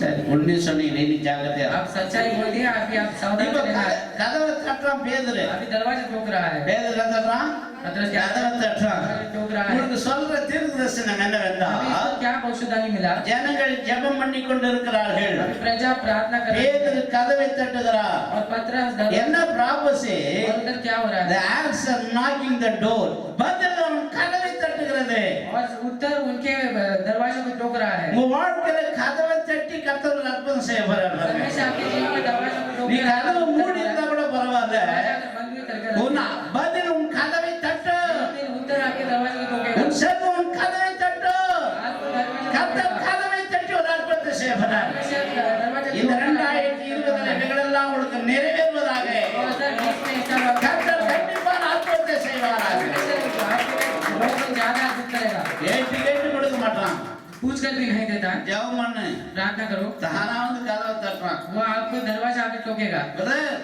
भाई என்னப்பா क्या हुआ இந்த உங்கள்ட்ட வாங்கினது जो आपसे पैसे लिया था என்னடா ஆச்சு क्या हुआ கொடுக்கவே மாட்டானே ये नहीं देता है சத்தமாக சொல்லுங்க ஆண்டவர் கதவை தட்டி இந்த ஆண்டு உங்களுக்கு ஒரு அற்புதம் परमेश्वर செய்வார் दरवाजा को ठोकर आपके लिए अद्भुत करने वाला है நீங்களா ஜெபம் பண்ணணும் கர்த்தர் சொல்வார் आप प्रार्थना करना போய் परमेश्वर பணம் எடுத்து போய் அவர் கொடு ये पैसे लेकर जाकर உங்க दे பாஸ்டருக்கு தேவை இருக்குது நீ போய் கொடு तेरे पास में कुछ जरूरत நீ नहीं கர்த்தருடைய है பிள்ளைகளா இருந்தா தானே கர்த்தர் பேச முடியும் परमेश्वर के बच्चे होगा तो ही आपको परमेश्वर बात कर கர்த்தர் सकता है பேசுவார் கண்டிப்பாய் அற்புதம் நடக்கும் परमेश्वर बात करना अद्भुत होगा இவன் வந்தானா இவன் अभी आ गई வந்து பார்த்தா யார் கருத்து आकर आकर देखते समय कौन दिखा யார் கருத்து வெளியா कौन दिखा சொல்லப்பா யார் பேதுரு पतरस रुका சந்தோஷத்தினால கதவே திறக்கலையா அவன் वो खुशी से दरवाजा नहीं இந்த खोले வாசம் அந்த வசந்த வாசம் எப்படி बच्चों இருக்குது को पढ़ेंगे பேதுரு வாசல் கதவை தட்டின போது பேதுரு வாசல் கதவை தட்டின பொழுது ரோதை என்னும் பெயர் கொண்ட ஒரு பெண் முற்று கேட்க வந்தாள். ஆ. அவள் பேதுருவின் சத்தத்தை அறிந்து சந்தோஷத்தினால் ஆ. கதவை திறவாமல் உள்ளே ஓடி இப்படி யாருன்னா இருப்பாங்களா சந்தோஷத்தினால் கதவை திறக்கவில்லை खुशी से फाटक नहीं खोलती है சில நேரத்துல சந்தோஷத்துல கதவை திறக்க மாட்டான் कुछ समय में फाटक சில நேரத்துல விசிட்டிங் போகும்போது कुछ समय में मैं विजिटिंग ஒரு அம்மா ஒரு வீட்டுக்கு விசிட்டிங் போனேன் मैं एक बहन के घर में அது ஜன்னல் வழியா பார்த்துட்டு वो खिड़की के ஐயா உள்ள வாங்க भाई आप ஐயா உள்ள வாங்க भाई आप अंदर आइए நான் வரேன் இப்ப நீ கதவை திறந்துறியா நீ मैं अंदर आऊंगा पर आप दरवाजा खोलिए சில நேரத்துல கதவே திறக்க ஊட்டு இருப்பாங்க சந்தோஷம் कुछ समय में இவன் दरवाजा नहीं खोलते சந்தோஷத்தினால் கதவை திறக்கவில்லை ये खुशी से दरवाजा नहीं खोलती है நான் ஒரு வீட்டு விசிட்டிங் போன பாருங்க मैं घर में विजिटिंग देने गया சந்தோஷத்துல அவங்க பண்ற காரியெல்லாம் ரொம்ப ஆச்சரியமா இருக்கும் जो खुशी से काम करते हैं वो बहुत எப்பவுமே आश्चर्य होता है। கதவை தட்டிட்டு நான் சைடுல வந்துருவேன் मैं दरवाजा ठोकर मैं बाद में आप अच्छे कपड़े पहन के वो कपड़े அப்படியே உட்காருங்க உட்காருங்க உட்காருங்க என்ற உட்காருங்க ஒரு தோசையாச்சும் சாப்பிடுங்கய்யா डोसा खाइए சரி உட்காந்து தோசை சாப்பிடலாம் சந்தோஷத்துல तो हम डोसा அப்புறம் அந்த खाएंगे மாதிரி தோசை சுட்டு போட்டா फिर वो डोसा बनाया அப்புறம் தோசை பார்த்தா ரொம்ப கருப்பா இருக்குது தோசை डोसा को देखते समय काला रहता है தோசை ரொம்ப கருப்பா இருக்குது डोसा काला दिखता है இன்னொரு தோசை எடுத்துறையா சரி போய் எடுத்துன்னு வா और एक डोसा बनाएंगे என்னெல்லாம் பண்றான்னு பார்த்தா वो क्या कर रही है உள்ள போய் பார்த்தா அந்த தோசை கதை கவுத்து கொண்டு சுட்டு डोसा के वो बर्तन वाला कर தோசை கல்ல கவுத்து போட்டு மேல மாவு ஊத்தணும் मिट्टा कर कर ऊपर சில சந்தோஷம் आटा डालती है लेकिन वो बहुत खुश होता है சந்தோஷத்துல சரி நேரா போய் ஜெபால தரங்கிட்ட போறா फिर वो प्रार्थना करने के ओर जाता है அவட போய் சொல்றா उधर जाकर कहती है பேதுரு வந்துறாரு पतरस आया है பேதுரு வந்துறாரு पतरस आया है அவன் சொல்றான் वो कहता है சொக்கார் சும்மா ये तू शांति से बैठ, அது பேதுரா இருக்காது वो पतरस नहीं होगा, அவன் தூதனா இருக்கான் वो स्वर्गदूत होगा। இவர் ஜெபம் பண்றாரு எவ்வளவு விசுவாச ஜெபம் பாரு अभी ये प्रार्थना कर रहे हैं विश्वास ஜெபம் से। பண்றது யாருக்காக प्रार्थना किसके लिए करता है? பேதுருக்காக पतरस के लिए। பேதுரு வெளியே நிக்கிறாரு अभी पतरस बाहर रुका है, இந்த லூசு கதவையும் திறக்கல अभी ये पागल नहीं அவங்க கிட்ட போய் சொல்றது பேதுருன்னு சொல்லி और मुझसे जाकर कहती அந்த है, பரிசுத்தவான் சொன்னாரு அது பேதுரா இருக்காது पर वो भक्ति कहता है, வாஸ்து पर வரமாய் वो स्वर्गदूत होगा। நீ பிதற்றுகிறாய் என்றார். அவன் திட்டாடே பைத்தியக்காரி பதட்டுகிறாய் அவனும் அவர்தான் என்று உறுதியாக அவ உறுதி அடிக்கிற அவர்தான் ரொம்ப ஸ்ட்ராங்கான ஆளு है, நல்லா கவனிங்க आप ध्यान दीजिए। இவ்வளவு அவிசுவாசமுள்ள ஒரு ஜெபத்துல கூட கர்த்தர் பதில கேட்கிறாரு अविश्वास के प्रार्थना में परमेश्वर बल देता है, நீ ஜெபிக்கணும் அதுதான் उसके लिए प्रार्थना करना है, அது மாத்திரம் இல்ல वो काफी नहीं। அவன் சொல்றான் பேதுருவா இருக்காது वो कहता है कि ये पतरस नहीं होगा, ஒரு ஆச்சரியம் இருக்கா? அப்பொழுது அவர் அவருடைய தூதனாய் இருக்கலாம் என்றார்கள். யாரா இருக்கலாம் कौन हो सकता है? பேதுருவா இருக்காது பேதுருடைய தூதனா இருக்கலாம் वो पतरस नहीं रहेगा, पर ஒவ்வொரு ஊழியக்காரனும் கர்த்தர் ஒரு தூதனை வச்சிருக்காரு हर एक सेवक के लिए परमेश्वर दूत रखा है। ஒருவேளை ஊழியக்காரன் உங்களுக்கு ஜெபத்துக்கு வராத நேரத்துல आप प्रार्थना के लिए नहीं आते, கர்த்தர் தம்முடைய தூதனை அனுப்புவா परमेश्वर अपने दूतों को அந்த भेजता है, ஊழியக்காரனுக்கு பதிலா தூதன் வருவா वो स्वर्ग दूत आता है। இத எலிசா அற்புதம் செய்து முடிச்ச உடனே एलीशा अद्भुत करते समय நாகமான் நேரா போயிட்டான் नागमन आगे गया था, நாகமான் பின்னாடி கேஎஸ் ஓடுறான் उसके पीछे से गया जी बात போயிட்டு அந்த டொனேஷனை வாங்கிட்டு வந்து வீட்டுல ஒரு ஒலிவ தோப்புக்கு அட்வான்ஸ் கொடுத்து திராட்சை தோட்டத்தை வாங்கிட்டு வந்து நின்னுகிறான் தாத்தா கிட்ட डोनेशन लेकर और डॉक्टर्स की केक लेकर அவர் கேட்கிறாரு எங்க பாப்பானே நீ और पूछा कि तू ஐயா நான் இங்கதான் இருந்தேன் मैं इधर ही था, நீ அந்த நாகமான் பின்னால் போகும்போது என் மனம் உன்னோடு கூட வரவில்லையா वो नागमान के पीछे जाते समय क्या मेरे मन तेरे पीछे नहीं आया? ஒரு விசுவாசிகளாகி நீங்கள் வெளியே போகும் பொழுது विश्वास बाहर जाते समय ஊழியக்காரருடைய மனம் உங்க கூடவே வரும் सेवक का मन आपके पीछे आता है, அவர் ஜெபிக்கிற ஜெபத்தை கேட்டு प्रार्थना करने का ஒரு प्रार्थना, ஊழியக்காரருடைய மனம் விசுவாசி பின்னாலே வரும் सेवक का मन विश्वासी के पीछे நீ पड़ता என்ன है। பிளைட்ல போ आप फ्लाइट में நீ जाइए, ட்ரெயின்ல போ ट्रेन में जाइए, நீ வேலைக்கு போ आप काम के நீ சரியா புரிஞ்சு கொள்ள வேண்டும் और आप जानना चाहिए ஊழியக்காரருடைய ஜெபத்தை கேட்டு सेवक का प्रार्थना, ஊழியக்காரனுடைய தூதனை கர்த்தர் உன் பின்னாலே அனுப்புவா सेवक का स्वर्गदूत आपके पीछे पड़ेगा। ஒவ்வொரு ஊழியக்காரனுடைய தூதன் இருக்கிறது हर एक सेवक के लिए எங்களுக்கு சபை வந்துட்டு 3 ஆராதனை நடக்குது हमारे घर से हमें 3 காலையில आराधना, 5 மணிக்கு ஒரு ஆராதனை 5 बजे एक आराधना அடுத்தது இங்கிலீஷ் ஆராதனை और एक इंग्लिश அப்புறம் 10 आराधना, மணிக்கு ஒரு ஆராதனை 10 बजे और एक आराधना ஒரு होगा। கோயிலுக்கு வராதவங்க 5 மணிக்கு கரெக்டா வந்து நின்னுக்குச்சு और ये जो कलिसिया में नहीं आती वो 5 बजे आकर रुकी அது थी। 3 மாசமா கோயில் வரல वो 3 महीने के ऊपर से वो नहीं आई। அப்புறம் நான் சொன்னேன் நீ என்ன திடீர்னு வந்த என்ன திடீர்னு வந்துட்ட आप क्यों इतना जल्दी आ गए? இல்லையா நான் வந்து 3 மாசம் ஆச்சு और मैं आकर 3 நான் महीना हुआ, படுத்து தூங்கினே இருந்தேன் मैं बहुत सो रही थी ஒரு 4:45 மணி இருக்கும் और 4:45 है நீங்க இதே மாதிரி ஜுப்பா வேஷ்டி போட்டு நீங்க வந்து आप ऐसा जिब्बा वेस्टी पहनकर इधर आकर ஏய் என்ன தூங்குற क्या आप सो रहे हैं? எழுந்துரு उठ जा, அப்படி ஒரு சத்தம் வந்துச்சா इससे एक आवाज आता है। நான் எழுந்து பயந்து மடமட ட்ரெஸ் பண்ணி வந்துட்டேன் நானு मैं डर कर फिर कपड़ा पहनकर आई थी। நான் அன்னைக்கு 5 மணிக்கு தான் தூங்கி எழுந்தேனா मैं 5 बजे उठा था, நான் எழுந்துக்கல मैं उठा नहीं, என்னுடைய தூதன் அவளை போய் मेरे எழுப்பி स्वर्गदूत जाकर उसको उठाया। ஊழியக்காரன் ஜெபிக்கும் பொழுது आपके सेवक प्रार्थना அவன் करते வீட்டுக்கு समय வரலன்னா கூட பரவாயில்ல घर पे भी नहीं கர்த்தர் आएगा, தூதனை அனுப்புகிறார் पर एक स्वर्गदूत को இந்த परमेश्वर சபையில भेजता है। ஒரு ஒரு ஒரு சாட்சி हमारे कलिसिया में இந்த गवाही சபையில है। ஒரு அம்மாவுக்கு கால் வலி ये एक माँ के लिए पैर का दर्द அவளுக்கு होता है, ரெபேக்கான்னு பேரு उसका नाम रेबेका है। கால் பயங்கரமான வலி उसको पैर में दर्द होता है, மணி 11 மணி 1 மணி இருக்குமா 1 बजे हो गया, அதனால ஜெபம் பண்ணி பார்த்தாச்சு प्रार्थना करो, தைலம் போட்டு பார்த்தாச்சு तेल डाले, எண்ணெய் போட்டு பார்த்தாச்சு तेल डाले, வலி தாங்கவே முடியல पर वो सह नहीं அவனுக்கு सकती। என்ன பண்றதுனே தெரியல तो क्या करना नहीं, 1 மணிக்கு எந்த டாக்டர் இருப்பான் 1 बजे को कौन சரி रहेगा? பாஸ்டர்ட்ட போறானா पासवान के पास அவர் जाते हैं, இப்பதான் படுத்திருப்பார் பாவம் तो वो अभी लेटे रहेंगे। இப்படி ஜெபம் பண்ணலாம் ऐसे प्रार्थना करो। ஆண்டவரே परमेश्वर படுக்க சொல்லுங்க பாஸ்டர் எல்லாருக்காக ஜெபம் பண்ணுவாரு जो पासवान प्रार्थना करता है तभी वो எனக்காக கூட அவர் प्रार्थना ஜெபம் करता பண்ணி இருப்பாரு है। वो मेरे भी प्रार्थना நான் किया है। பாஸ்டருடைய சிந்தையில் இருக்கிறபடினாலே पासवान की सोच में है நீ कि இப்பொழுது எனக்கு சுகம் கொடுத்துதான் அவனும் ஜெபம் பண்ணா आज हमें आप छुटकारा देना चाहिए। இந்த ஜெபம் முடிச்ச உடனே சுகமாயிடுச்சு அவர் प्रार्थना खत्म होने के बाद அடுத்த நாள் சண்டே வந்து சாட்சி சொல்றான் अगले दिन संडे अगर ஒரு वो ஊழியக்காரன் ஜெபத்தை கர்த்தர் கேட்டு एक सेवक का உங்களுக்கு प्रार्थना அற்புதத்தை செய்ய आपको முடியும் अद्भुत कर सकता है। है இவன் கதவை தட்டுறாப்பா.